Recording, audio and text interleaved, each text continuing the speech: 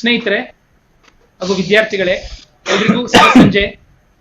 ನಿಮ್ಗೆಲ್ಲರಿಗೂ ಗೊತ್ತಿರೋ ಹಾಗೆ all India democratic students organisation ಇಂದ ಈ ಒಂದು ಲಾಕ್ಡೌನ್ ಟೈಮಲ್ಲೂ ಸಹ ನಾವು ಹಲವಾರು ವಿದ್ಯಾರ್ಥಿಗಳ ಹೋರಾಟಗಳನ್ನು ಸಹ ಮಾಡ್ತಾ ಇದ್ದೀವಿ.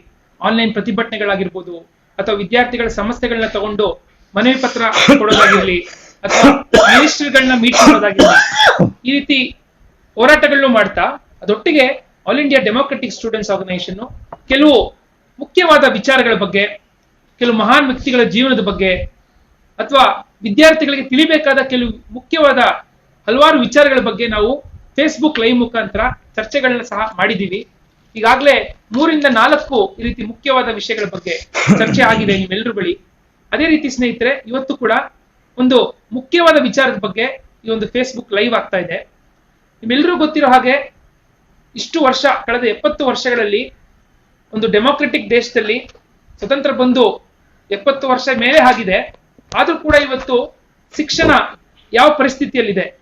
ಇವತ್ತು ನಿಮ್ಗೆಲ್ಲರೂ ಗೊತ್ತಿರೋ ಹಾಗೆ ರೈತರು ಹಾಗೂ ಕಾರ್ಮಿಕರು ಹೆಚ್ಚಿನ ಸಂಖ್ಯೆಯಲ್ಲಿ ದೇಶದಲ್ಲಿದ್ದಾರೆ. ಅಂತ ದೇಶದಲ್ಲಿ ಈಗಾಗಲೇ ಸರ್ಕಾರಗಳು ಎಲ್ರಿಗೂ ಉಚಿತವಾದ ಉನ್ನತವಾದ ಶಿಕ್ಷಣ ಕೊಡ್ಬೇಕಾಗಿತ್ತು. ಆದ್ರೆ ಇವತ್ತು ಏನ್ ಗಮನಿಸ್ತಾ ಇದೀವಿ ಅಂದ್ರೆ ಇದು ಆಪೋಸಿಟ್ ನಾವು ಗಮನಿಸ್ತಾ ಇದೀವಿ. ಒಂದ್ ಕಡೆ ಎಲ್ಲಾ ಸರ್ಕಾರಿ ಶಾಲಾ ಕಾಲೇಜ್ಗಳು, ಯೂನಿವರ್ಸಿಟೀಸ್ಗಳು ಇವತ್ತು ಒಂದ್ ಕಡೆ ಹಾಳಾಗ್ತಿದೆ, ಮುಚ್ಚಲ್ಪಡ್ತಿವೆ, ಅಥವಾ ಸರಿಯಾಗಿ ಫಂಡ್ಸ್ ಕೊಡ್ತಾ ಇಲ್ಲ. ಇಷ್ಟು ವರ್ಷಗಳ ಕಾಲ ಎಜುಕೇಶನ್ ಬಜೆಟ್ ಜಾಸ್ತಿ ಆಗ್ಬೇಕಾಗಿತ್ತು ಶಿಕ್ಷಣಕ್ಕೆ, ಆದ್ರೆ ಇವತ್ತು ಅದು ಕಟ್ ಆಗ್ತಾ ಬರ್ತಾ ಇದೆ. ಇವತ್ತು ಸರ್ಕಾರಗಳು ಎಜುಕೇಶನ್ಗೂ ನಮಗೂ ಸಂಬಂಧ ಇಲ್ಲ ಅಂತ ತೋರಿಸ್ಕೊಳ್ಳೋ ರೀತಿ ಓಪನ್ ಆಗಿ ಈ ರೀತಿ ಬಜೆಟ್ ನ ಕಟ್ ಮಾಡ್ತಿರೋದನ್ನ ಗಮನಿಸ್ತಾ ಇದೀವಿ. ಅದೊಟ್ಟಿಗೆ ಇನ್ನೊಂದ್ ಕಡೆ ಪ್ರೈವೇಟ್ ಶಾಲಾ ಕಾಲೇಜ್ಗಳು, ಪ್ರೈವೇಟ್ ಇಂಜಿನಿಯರಿಂಗ್ ಕಾಲೇಜ್ಗಳು, ಮೆಡಿಕಲ್ ಕಾಲೇಜ್ಗಳು, ನಾಯಿ ಕೊಡೆಗಳಂತ ಎಲ್ಲ ಕಡೆ ಬರ್ತವೆ. ಇವತ್ತು ಹಾಗಿದ್ರೆ ಶಿಕ್ಷಣದ ಜವಾಬ್ದಾರಿ ಯಾರ್ದಾಗ್ಬೇಕಾಗಿತ್ತು? ಇವತ್ತು ಭಗತ್ ಸಿಂಗ್ ಆಗಿರ್ಲಿ, ನೇತಾಜಿ ಆಗಿರ್ಲಿ, ಅಥವಾ ನಮ್ಮ ದೇಶದ ಸ್ವತಂತ್ರ ಹೋರಾಟದಲ್ಲಿ ಭಾಗಿಯಾದಂತ ಎಲ್ಲ ಸ್ವತಂತ್ರ ಹೋರಾಟಗಾರರು ಅವ್ರು ಮುಖ್ಯವಾಗಿ ಹೇಳಿದ್ದು, ಶಿಕ್ಷಣ ಈ ದೇಶದಲ್ಲಿ ಸ್ವತಂತ್ರ ಬಂದ್ಮೇಲೆ ಎಲ್ರಿಗೂ ಸಿಗೋ ತರ ಆಗ್ಬೇಕು. ಯಾರೋ ಒಬ್ಬ ರೈತ, ಒಬ್ಬ ಕಾರ್ಮಿಕನ ಮಗು ತನ್ನ ಡಾಕ್ಟರ್ ಆಗ್ಬೇಕಂತ ಕನ್ಸ್ಕೊಂಡ್ರೆ ಅದು ಆಗ್ಬೇಕು. ಆದ್ರೆ ಇವತ್ತೇನ್ ಗಮನಿಸ್ತಾ ಇದೀವಿ? ಇವತ್ತು ದುಡ್ಡಿಲ್ಲ ಅಂದ್ರೆ, ಇವತ್ತು ದುಡ್ಡೇ ಎಲ್ಲದಕ್ಕೂ ಆಧಾರ ಆಗೋಗ್ಬಿಟ್ಟಿದೆ. ಎಜುಕೇಶನ್ ಪಡಿಬೇಕಂದ್ರೆ ದುಡ್ಡು. ನಿಮ್ಮ ಹತ್ರ ಕೋಟಿ ರೂಪಾಯಿ ಇದ್ರೆ ನೀವು ಡಾಕ್ಟರ್ ಆಗ್ಬೋದು, ಲಕ್ಷ ರೂಪಾಯಿ ಇದ್ರೆ ಇಂಜಿನಿಯರಿಂಗ್ ಮಾಡ್ಬೋದು, ಇಲ್ಲ ನಾನು ಬಡವ ಅಂದ್ರೆ ಡಿಗ್ರಿ ಮಾಡ್ಬೇಕು, ಅದೂ ಇಲ್ಲ ಅಂದ್ರೆ ಅದೂ ಮಾಡಕ್ಕಾಗಲ್ಲ. ಇವತ್ತು ಕೂಡ 100 ಜನ ಮಕ್ಕಳು ಶಾಲಾ ಮೆಟ್ಲು ಹತ್ತಿದ್ರೆ ಕೇವಲ 20 ರಿಂದ 23 ಮಕ್ಕಳಷ್ಟೇ ಫಸ್ಟ್ PU ಸೆಕೆಂಡ್ PU ಹೋಗ್ತಾರೆ. ಕಾಲೇಜ್ ಮೆಟ್ಲು ಹತ್ತಿದ್ರೆ ಅಷ್ಟೇ ಜನ. ಇನ್ ಮಿಕ್ಕಿದ್ದ 80% ಮಕ್ಕಳು ಇವತ್ತು ಕಾಲೇಜ್ ಮೆಟ್ಲು ಕೂಡ ಹತ್ತಕ್ಕಾಗಲ್ಲ ಈ ದೇಶದಲ್ಲಿ. ಈ ಒಂದು ಪರಿಸ್ಥಿತಿಯಲ್ಲಿ ಸ್ನೇಹಿತರೆ, ಎಲ್ಲಾ ಸರ್ಕಾರಗಳು ಶಿಕ್ಷಣಕ್ಕೆ ಇವತ್ತು ಏನ್ ಮಾಡಿದ್ದಾರೆ? ರಾಜ್ಯ ಆಗಿರ್ಲಿ, ಕೇಂದ್ರ ಆಗಿರ್ಲಿ, ಇವತ್ತು ಶಿಕ್ಷಣಕ್ಕೆ ಸಂಪೂರ್ಣವಾಗಿ ಕಡೆಗಣಿಸಿದ್ದಾರೆ. ಶಿಕ್ಷಣ ಇವತ್ತು ಮಾರುಕಟ್ಟೆ ವಸ್ತುವಾಗಿ ಉಳ್ಕೊಂಡ್ಬಿಟ್ಟಿದೆ. ಇವತ್ತು ಎಲ್ಲಾ ಪಾರ್ಟಿಗಳ MLA ಗಳಾಗಿರ್ಬೋದು, MP ಗಳಾಗಿರ್ಬೋದು, ಕೆಲವು ದೊಡ್ಡ ದೊಡ್ಡ ಬಿಸ್ನೆಸ್ ಗಳು ಇವತ್ತು ಶಿಕ್ಷಣವನ್ನ ಇವತ್ತು ಮಾರಾಟ ಮಾಡಕ್ ಕೂತ್ಕೊಂಡಿದ್ದಾರೆ. ಅವರೇ ಇವತ್ತು ಅಸೆಂಬ್ಲಿಯಲ್ಲಿ, ಪಾರ್ಲಿಮೆಂಟ್ ಅಲ್ಲಿ ಕೂತ್ಕೊಂಡು ವಿದ್ಯಾರ್ಥಿ ವಿರೋಧಿ, ಶಿಕ್ಷಣ ವಿರೋಧಿ ನೀತಿಗಳನ್ನ ಮಾಡ್ತಾ ಇದ್ದಾರೆ. ಇದೆಲ್ಲರ ಪರಿಣಾಮವಾಗಿ ಇವತ್ತು ನಾವು ಗಮನಿಸ್ತಾ ಇದ್ದೀವಿ ಹೇಗೆ ಶಿಕ್ಷಣ ಬಡ ಜನಗಳು, ರೈತರು, ಕಾರ್ಮಿಕರ ಮಕ್ಕಳಿಂದ ದೂರ ಸರಿತಾ ಇದೆ. ಸರ್ಕಾರಿ ಶಾಲಾ ಕಾಲೇಜ್ನ ಹಾಳು ಮಾಡ್ತಾ ಇದ್ದಾರೆ, ಬಜೆಟ್ ಕೊಡ್ತಾ ಇಲ್ಲ. ಇದಕ್ಕೆಲ್ಲ ಕಾರಣ ಇಲ್ಲಿದೆ ಸ್ನೇಹಿತರೆ.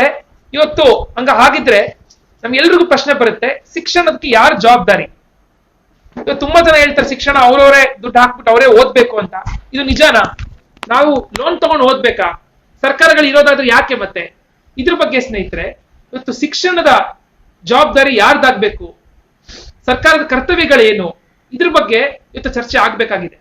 ಇವತ್ತು ನಾವು ವಿದ್ಯಾರ್ಥಿಗಳು ಯಾರು ಇವತ್ತು ಭಗತ್ ಸಿಂಗ್, ನೇತಾಜಿ ಅವ್ರ ಕನಸನ್ನ ಎತ್ತಿಡಿಬೇಕು, ಅದನ್ನ ನನ್ಸ್ ಮಾಡ್ಬೇಕು ಅಂತ ದಾರಿಲಿ ಇದ್ದೀವಿ. ನಾವು ಇದನ್ನ ತಿಳ್ಕೊಳ್ಬೇಕಾಗಿದೆ.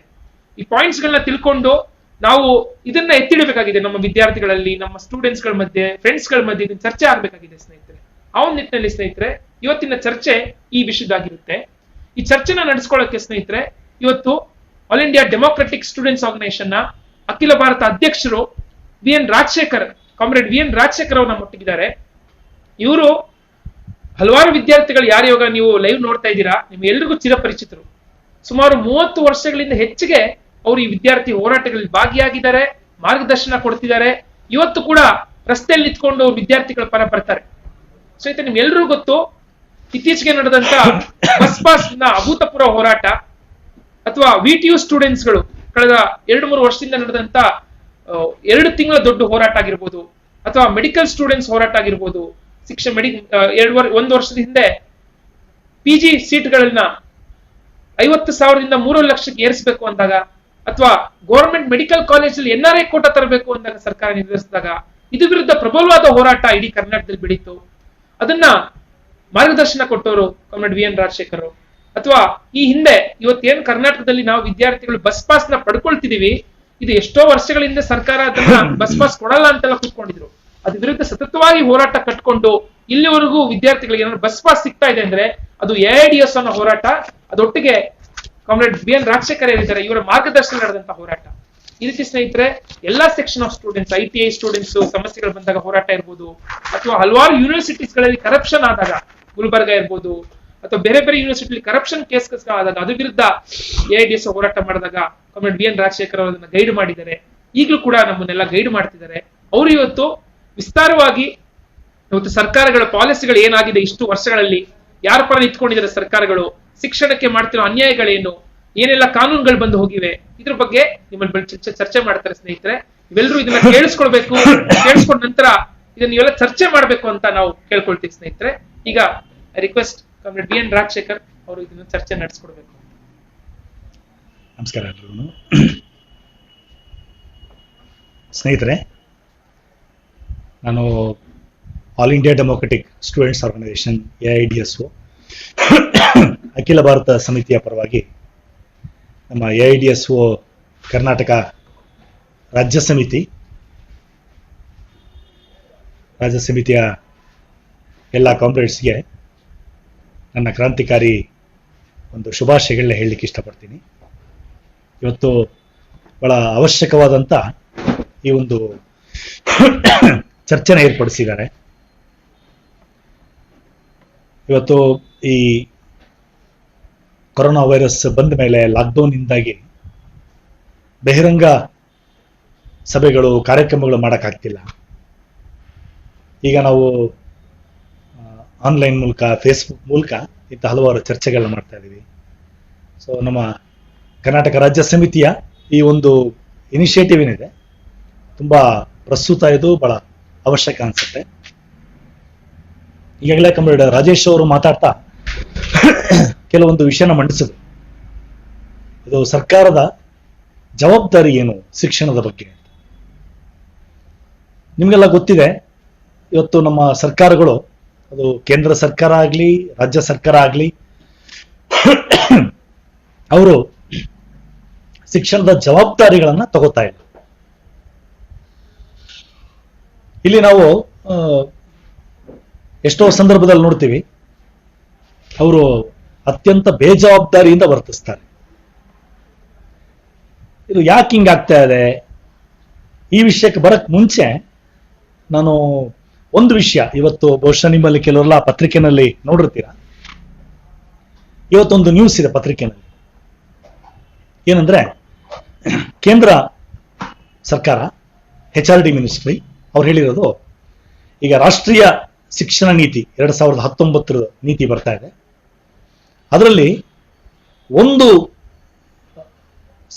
ರೆಕಮೆಂಡೇಶನ್ ಏನಿದೆ ಅದರಲ್ಲಿ, ಎಜುಕೇಶನ್ ಪಾಲಿಸಿನಲ್ಲಿ, ಅದು ಹೇಳೋದೇನು ಅಂದ್ರೆ, ಖಾಸಗಿ ಶಿಕ್ಷಣ ಸಂಸ್ಥೆಗಳಲ್ಲಿ ಅಟ್ಲೀಸ್ಟ್ 20% ಸೀಟ್ಸ್ಗಳನ್ನಾದ್ರೂ ನೀವು ಬಡ ವಿದ್ಯಾರ್ಥಿಗಳಿಗೆ, ಪ್ರತಿಭಾವಂತ ವಿದ್ಯಾರ್ಥಿಗಳಿಗೆ ದಯವಿಟ್ಟು ನೀವು ಕೊಡಿ ಅಂತೇಳಿ ಕೇಂದ್ರ ಸರ್ಕಾರ ಈ ರಾಷ್ಟ್ರೀಯ ಶಿಕ್ಷಣ ನೀತಿಯ ಮೂಲಕ ಅಪೀಲ್ ಮಾಡ್ಕೊತಾ ಇದೆ. ಗರಿಷ್ಠ ಅಲ್ಲ, ಕನಿಷ್ಠ 20%.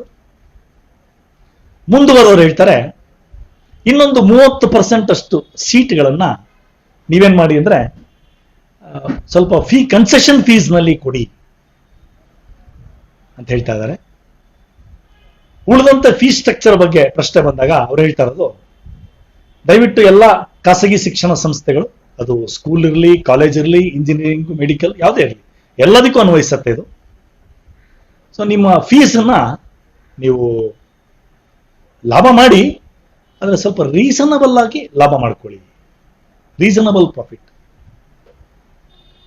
ಬಹಳ ಬೇಸರ ಆಗೋದು, ಬಹಳ ದುಃಖದ ಸಂಗತಿ ಅಂತ ಹೇಳಿದ್ರೆ, ಅಲ್ಲಿ ಒಂದು ಜವಾಬ್ದಾರಿಯುತ ಸರ್ಕಾರ, ಒಂದು ಪ್ರಜಾತಂತ್ರ ವ್ಯವಸ್ಥೆನಲ್ಲಿ, ಪ್ರಜಾತಂತ್ರ ಅಂದ್ರೆ ಪ್ರಜೆಗಳಿಂದ ನಿರ್ಮಾಣ ಆಗೋ ಸರ್ಕಾರ ಇದು. ನ್ಯಾಯವಾಗಿ ನೋಡಿದ್ರೆ ಹಂಗಿರ್ಬೇಕು. ಈ ಪ್ರಜಾತಂತ್ರ ಸರ್ಕಾರ ಇವರು ಪ್ರಜೆಗಳ ಬಗ್ಗೆ, ಅಂದ್ರೆ ಜನಗಳಿಗೆ ಫೀಸ್ ಕೊಡಕ್ಕಾಗತ್ತಾ ಇಲ್ವಾ ಅದ್ರ ಬಗ್ಗೆ ಕಿಂಚಿತ್ತೂ ಮಾತಾಡಿಲ್ಲ. ಬಹಳ ಸ್ಪಷ್ಟವಾಗಿ ಕಾಣಿಸುತ್ತೆ ನಿಮಗೆ ಸರ್ಕಾರ ಯಾರ ಪರವಾಗಿದೆ. ಅದರಲ್ಲೂ ಬಹಳ ಮುಖ್ಯವಾಗಿ ಇವಾಗ ಈ ಕೊರೋನಾ ವೈರಸ್ ಒಂದು ಮಹಾಮಾರಿ ಬಂದ ಮೇಲೆ ಸರಿ ಸುಮಾರು 2 ತಿಂಗಳ ಮೇಲಾಯ್ತು, ಇಡೀ ದೇಶ ಲಾಕ್ಡೌನ್ ಆಗಿದೆ. ಈ ಸಂದರ್ಭದಲ್ಲಿ ಬಹಳ ದೊಡ್ಡ ಸಂಖ್ಯೆಯಲ್ಲಿ ಜನ ಅವರು ಕೆಲಸನೇ ಕಳ್ಕೊಂಡಿದ್ದಾರೆ, ಕೆಲಸಗಳೇ ಮಾಡ್ತಿಲ್ಲ ಅವರು. ನಿಮ್ಗೆಲ್ಲ ಗೊತ್ತಿದೆ, ನಮ್ಮ ದೇಶದಲ್ಲಿ ಸರಿ ಸುಮಾರು 13 ಕೋಟಿ ವಲಸೆ ಕಾರ್ಮಿಕರಿದ್ದಾರೆ. ದಿನಗೂಲಿ ನೌಕರರು ಈ ಸಂಖ್ಯೆ ತಗೊಂಡ್ರೆ ಅದೇ ಸರಿ ಸುಮಾರು ಒಂದು 6-7 ಕೋಟಿ ಬರುತ್ತೆ. ಅಂದ್ರೆ ದಿನದ ಕೂಲಿ ಇಲ್ಲ ಅಂದ್ರೆ ಅವ್ರು ಅವತ್ತು ಊಟ ಮಾಡಕ್ ಸಾಧ್ಯ ಇಲ್ಲ. ಇದು ಪರಿಸ್ಥಿತಿ. ಅದಕ್ಕೆ ನಾವು ನೋಡಿದ್ವಿ, ನಗರಗಳಲ್ಲಿ ಬಂದಂತ ವಲಸೆ ಕಾರ್ಮಿಕರು, ಕಟ್ಟಡ ಕಾರ್ಮಿಕರು, ಸೆಕ್ಯೂರಿಟಿಲಿ ಕೆಲಸ ಮಾಡೋರು ಅಥವಾ ಮನೆ ಕೆಲಸ ಮಾಡೋರು ನಗರಗಳಲ್ಲಿ ಜೀವನ ಮಾಡಕ್ ಸಾಧ್ಯನೇ ಇಲ್ಲ. ಹೇಗೋ ಹಳ್ಳಿನಲ್ಲಿ ಒಪ್ಪತ್ತು ಗಂಜಿಯಾದ್ರೂ ಕುಡ್ಕೊಂಡು ಇರಕ್ಕೊಂದು ಸೂರಾದ್ರೂ ಇರುತ್ತೆ ಅಂತ ಪಾಪ ಸಾವಿರಾರು ಕಿಲೋಮೀಟರ್ ನಡ್ಕೊಂಡು ಹೋದ್ರು. ಇಂಥ ಬಹಳ ದಾರುಣ ಪರಿಸ್ಥಿತಿ. ನಾನು ಅದಕ್ಕೆ ಡಿಟೇಲ್ ಅನ್ನು ಹೇಳಕ್ ಹೋಗಲ್ಲ, ನಿಮ್ಗೆಲ್ಲ ಗೊತ್ತಿದೆ ಅದು. ಬಟ್ ಇದನ್ನ ಈ ಘಟನೆಗಳು ಪ್ರತಿದಿನ ಪೇಪರಲ್ಲಿ ನೋಡಿದಾಗ ನಮಗೆ ಕರಳು ಹಿಂಡದಂಗೆ ಆಗತ್ತೆ. ಅದು ಬಹಳ ದುಃಖ ಆಗತ್ತೆ. ಎಷ್ಟೋ ಸಂದರ್ಭದಲ್ಲಿ ನಮಗೆ ಒಂದೊತ್ತು ಊಟ ಮಾಡೋಕ್ಕೂ ಮನಸ್ಸು ಬರೋದಿಲ್ಲ. ನಮ್ಮ ಎಷ್ಟೋ ಸೋದರ ಸೋದರಿಯರು ಒಪ್ಪತ್ತು ಊಟನೂ ಇಲ್ದಿರ ಉಪವಾಸ ಬಿದ್ದು ಸಾಯ್ತಾ ಇದ್ದಾರೆ. ಕುಡಿಯಕ್ ನೀರಿಲ್ಲದೆ ಜನ ಸಾಯ್ತಿದ್ದಾರೆ ಅಂದ್ರೆ ನಮಗೆ ಒಂದು ಲೋಟ ನೀರು ಕುಡಿಬೇಕು, ಊಟ ಮಾಡ್ಬೇಕಂದ್ರೂ ಕೂಡ ಬಹಳ ವೇದನೆ ಆಗತ್ತೆ, ನೋವಾಗತ್ತೆ. ಇದು ದೇಶದ 130 ಕೋಟಿ ಜನ ನಮಗನ್ಸದಿದೆ. ಅರೆ ದೇಶನ ಆಳವ್ರು ಯಾರಿದ್ದಾರೆ? ಆಳ್ವಿಕರ ಧೋರಣೆ ನೋಡಿ ಹೇಗಿದೆ. ಈ ಪರಿಸ್ಥಿತಿನಲ್ಲಿ ಇವತ್ತು ಖಾಸಗಿ ಶಿಕ್ಷಣ ಸಂಸ್ಥೆಗಳು ಆಯ್ತಪ್ಪ ಜಾಸ್ತಿ ಫೀಸ್ ಕಲೆಕ್ಟ್ ಮಾಡಿ ತುಂಬಾ ಲಾಭ ಮಾಡಬೇಡಿ ಅಂತ ಹೇಳೋದು ಒಂದು ಜನಪರ ಸರ್ಕಾರ ಹೇಳೋ ಮಾತಾ ಇದು. ಸ್ನೇಹಿತರೆ, ಒಂದು ಫೀಸಿನ ಪ್ರಶ್ನೆ ಅಲ್ಲ. ಈ ಲಾಕ್ಡೌನ್ ಸಂದರ್ಭದಲ್ಲಿ ನೀವು ಸ್ವಲ್ಪ ಗಮನಿಸಿದ್ರೆ, ನೀವೆಲ್ಲ ಗಮನಿಸಿರ್ತೀರಾ, ಸ್ವಲ್ಪ ನೋಡಿದ್ರೆ ಪ್ರತಿಯೊಬ್ಬರು ಕೂಡ ಅವರವರು ಹೇಗೆ ಲಾಭ ಮಾಡ್ಕೊಬೇಕು ಅಂತ ನೋಡ್ತಿದ್ದಾರೆ ಹೊರತು ಜನಗಳ ಬಗ್ಗೆ ಮನಸ್ಸು ಕರಗ್ತಿಲ್ಲ. ಜನಗಳ ಒಂದು ನಿರ್ಗತಿಕತನ, ಜನಗಳು ಸಾಯ್ತಿದ್ದಾರೆ, ಸಾವನಲ್ಲಿ ಹೇಗೆ ಲಾಭ ಮಾಡಬೇಕು ಅಂತ ನೋಡುವಂತ ಕಟುಕ ಸರ್ಕಾರಗಳು ನಮ್ಮ ಮುಂದೆ ಇದೆ. ಕಟುಕ ಸರ್ಕಾರ ಯಾಕೆಂದ್ರೆ ಕರ್ನಾಟಕ ರಾಜ್ಯ ಸರ್ಕಾರ ಎಷ್ಟೊಂದು ಜನ ವಲಸೆ ಕಾರ್ಮಿಕರು ಈ ಲಾಕ್ಡೌನ್ 3ನೇ ಫೇಸ್ ನಲ್ಲಿ ಸ್ವಲ್ಪ ರಿಲ್ಯಾಕ್ಸ್ ಮಾಡಿದಾಗ ನಿಮ್ಮ ರಾಜ್ಯಗಳಿಗೆ ಹೋಗೋದಕ್ಕೆ ನಾವು ಬಸ್ ವ್ಯವಸ್ಥೆ ಮಾಡ್ತೀವಿ ಅಂತ ಹೇಳಿದ್ರು. KSRTC ಸರ್ಕಾರಿ ಸಂಸ್ಥೆ KSRTC ಬೆಂಗಳೂರಿಂದ ಗುಲ್ಬರ್ಗಕ್ಕೆ ಹೋಗೋದಕ್ಕೆ ನಿಮಗೆ ಬಸ್ ಚಾರ್ಜು 650-700 ರೂಪಾಯಿ ಆಗತ್ತೆ. KSRTC ಸಂಸ್ಥೆ ಬಸ್ ಚಾರ್ಜ್ ಅನ್ನ ಫಿಕ್ಸ್ ಮಾಡಿದ್ದು 1800, 2000, 2500 ಕಲೆಕ್ಟ್ ಮಾಡಿಕೊಟ್ಟಿದ್ದಾರೆ. ಕಲೆಕ್ಟ್ ಮಾಡಿದ್ರು ಮೊದಲನೇ ದಿನ. ಕೇಳಿದಾಗ ಕೊಟ್ಟಿದ್ದ ಉತ್ತರ, ಅಲ್ಲ ನೀವು ನಿಮ್ಮನ್ನು ಕರ್ಕೊಂಡ ಗುಲ್ಬರ್ಗ ಬಿಟ್ಟ ಮೇಲೆ ವಾಪಸ್ ಬಸ್ ಖಾಲಿ ಬರ್ಬೇಕಲ್ಲ. ಏನ್ ಅನ್ಬೇಕು ಇವರಿಗೆ? ಎಂತ ವ್ಯಾಪಾರ ಮನೋಭಾವ ಈ KSRTC, BMTC ಪೈಸಾ ಲೆಕ್ಕ ಹಾಕ್ತಾರೆ. ಸಂಪೂರ್ಣ ವ್ಯಾಪಾರ ಅವರು. ನಿಮ್ಗೆಲ್ಲ ಗೊತ್ತಿದೆ, 650 ರೂಪಾಯಿ ಟಿಕೆಟ್ ಕೊಟ್ಟು ಒಬ್ಬ ವ್ಯಕ್ತಿನ ಗುಲ್ಬರ್ಗ ಕರ್ಕೊಂಡು ಹೋದ್ರೆ ಅವಾಗ್ಲೂ KSRTCಗೆ ಲಾಸ್ ಆಗಲ್ಲ. ಇನ್ನು 1800 ರೂಪಾಯಿ ಅವನಿಗೆ ಪಾಪ ದುಡಿಮೆನೇ ಇಲ್ಲ, ಬದುಕಕ್ಕಾಗ್ತಿಲ್ಲ, ಊಟ ಮಾಡ್ತಿಲ್ಲ, ಅಂತವ್ರದ್ದು ದುಡ್ಡು ಕೇಳಕ್ ಹೊರಡುವಂತ ನೀಚ ಸರ್ಕಾರ ನಮ್ಮ ಮುಂದೆ ಇದೆ. ಕೊನೆ ಕಾರ್ಮಿಕ ಸಂಘಟನೆಗಳಿಂದ, ಜನಗಳಿಂದ ವ್ಯಾಪಕ ಪ್ರತಿಭಟನೆ ಬಂದ ಮೇಲೆ ಅದನ್ನ ಕೈಬಿಟ್ಟು. ಇದು ಬರೀ ರಾಜ್ಯ ಸರ್ಕಾರ ಅಷ್ಟೇ ಅಲ್ಲ, ಕೇಂದ್ರ ಸರ್ಕಾರ ನೋಡಿ ಪ್ರಧಾನಿಯವರು ಬರ್ತಾರೆ, ಟೆಲಿವಿಷನ್ಗಳ ಮುಂದೆ ಬಹಳ ಜೋರಾಗಿ ಮಾತಾಡ್ತಾರೆ. ಅರೆ ನಾನು ಪ್ರಶ್ನೆ ಕೇಳ್ತೀನಿ ಪ್ರಧಾನಿಗೆ, ನಮ್ಮ AIDS ಅಂತ ನಾನು ಕೇಳ್ತೀನಿ ಪ್ರಶ್ನೆಗೆ, ಸ್ವಾಮಿ ನಿಮಗೆ ಜನಗಳ ಬಗ್ಗೆ ಎಷ್ಟು ಕಮಿಟ್ಮೆಂಟ್ ಇದೆ? ಕಾಳಜಿ ಇದೆಯಾ ನಿಮಗೆ? ಕಾಳಜಿ ಇದ್ರೆ ಪ್ರೈಮ್ ಮಿನಿಸ್ಟರ್ ಮನೆನ ಲಾಕ್ಡೌನ್ ಸಂದರ್ಭದಲ್ಲಿ ಸಾವಿರಾರು ಕೋಟಿ ಖರ್ಚು ಮಾಡಿ ರಿನೋವೇಷನ್ ಮಾಡ್ಕೊಳಕ್ ಕೊಟ್ಟಿದ್ದಾರೆ. ಏನ್ ಹೇಳ್ಬೇಕು ಇವ್ರನ್ನ? ಜನಪರಾಣ ಇವರು. ಕೇಂದ್ರ ಸರ್ಕಾರ ರೈಲ್ವೆ ಅವ್ರ ಕೆಳಗೆ ಬರುತ್ತೆ, ರೈಲ್ವೆ ವ್ಯವಸ್ಥೆ ಮಾಡ್ಕೊಡ್ಬೇಕಿತ್ತು, ಎಲ್ಲಿ ಮಾಡ್ಕೊಟ್ರು? ಸ್ನೇಹಿತರೆ, ಯಾಕೆ ನಾನು ಇದನ್ನು ಹೇಳ್ತಿದ್ದೀನಿ ಅಂದ್ರೆ ಬಹಳ ಸ್ಪಷ್ಟವಾಗಿ ಕಾಣಿಸತ್ ನಮಗೆ, ಈ ಸರ್ಕಾರಗಳಿವತ್ತು ಇವರು ಬಡ ಜನರು, ಸಾಮಾನ್ಯ ಜನರು, ನಮ್ಮ ಜನಗಳ ಪರವಾಗಿಲ್ಲ. ಇವರು ಸಂಪೂರ್ಣ ಇವತ್ತು ದೊಡ್ಡ ದೊಡ್ಡ ಬಂಡವಾಳಗಾರರು, ಕಾರ್ಪೊರೇಟ್ ಮನೆತನಗಳು ಅವ್ರ ಪರವಾಗಿದ್ದಾರೆ. ನಾನು ಸುಮ್ಮನೆ ಕಾರ್ಪೊರೇಟ್ ಮನೆತನಗಳು ಅಂತ ಹೇಳ್ತಾ ಇಲ್ಲ ಸ್ನೇಹಿತರೆ, ನಿಮ್ಗೆ ಗೊತ್ತಿದೆ ಈ ಲಾಕ್ಡೌನ್ ಸಂದರ್ಭದಲ್ಲೇನೆ ಈ ದೇಶದ ತುಂಬಾ ಬಡವರು ಇದ್ದಾರೆ. ಅವರ ಹೆಸರು ಅಂಬಾನಿ, ಟಾಟಾ, ಬಿರ್ಲಾ, ಅದಾನಿ. ಇವರು ವಾರ್ಷಿಕ ಆಸ್ತಿ, ಇವ್ರದ್ದು ಆದಾಯನೇ ಲಕ್ಷ ಲಕ್ಷ ಕೋಟಿಗಳಿವೆ. ಈ ದೊಡ್ಡ ದೊಡ್ಡ ಮನೆತನಗಳಿಗೆ ಕೇಂದ್ರ ಸರ್ಕಾರ 68,000 ಕೋಟಿ ರೂಪಾಯಿ ಅವ್ರ ಸಾಲನ ಮನ್ನಾ ಮಾಡಿದ್ದಾರೆ. ಇದು ಸರ್ಕಾರ. ಸ್ನೇಹಿತರೆ,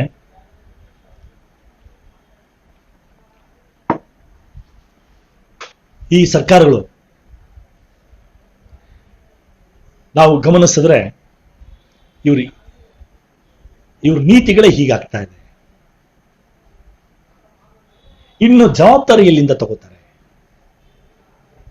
ಈಗ ನಿಮಗೆ ಪ್ರಶ್ನೆ ಬರ್ಬೋದು, ಯಾಕೆ ಹಿಂಗಾಗ್ತಿದೆ?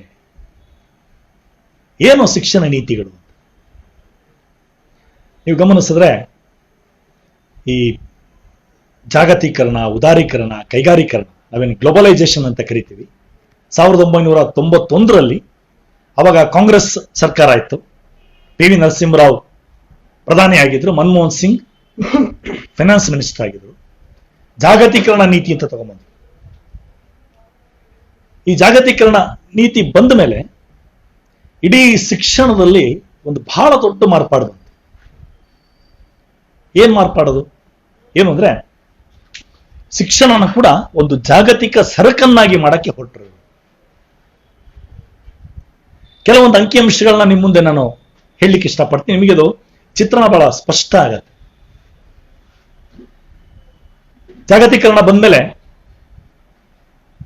ನಾವು ಗಮನಿಸಿದ್ರೆ, ಉದಾಹರಣೆಗೆ ನಮ್ಗೆ ಅರ್ಥ ಆಗೋದಕ್ಕೆ, ಯಾಕಂದ್ರೆ ಬಹಳ ವ್ಯಾಪಾರ ಆಗಿದ್ದು ನಮ್ಮ ವೃತ್ತಿ ಶಿಕ್ಷಣ, ಇಂಜಿನಿಯರಿಂಗು, ಮೆಡಿಕಲ್ ಶಿಕ್ಷಣ ಸಂಪೂರ್ಣ ವ್ಯಾಪಾರ ಆಗಿದೆ.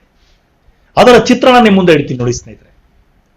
1990ಕ್ಕೆ ಮುಂಚೆ ನಮ್ಮ ದೇಶದಲ್ಲಿ ಇದ್ದಂತ ಮೆಡಿಕಲ್ ಕಾಲೇಜ್ಗಳು, ಸರ್ಕಾರಿ ಕಾಲೇಜ್ಗಳು 108 ಸರ್ಕಾರಿ ಕಾಲೇಜ್ ಇತ್ತು, 35 ಮಾತ್ರ ಖಾಸಗಿ ಮೆಡಿಕಲ್ ಕಾಲೇಜ್ಗಳಿದ್ವು.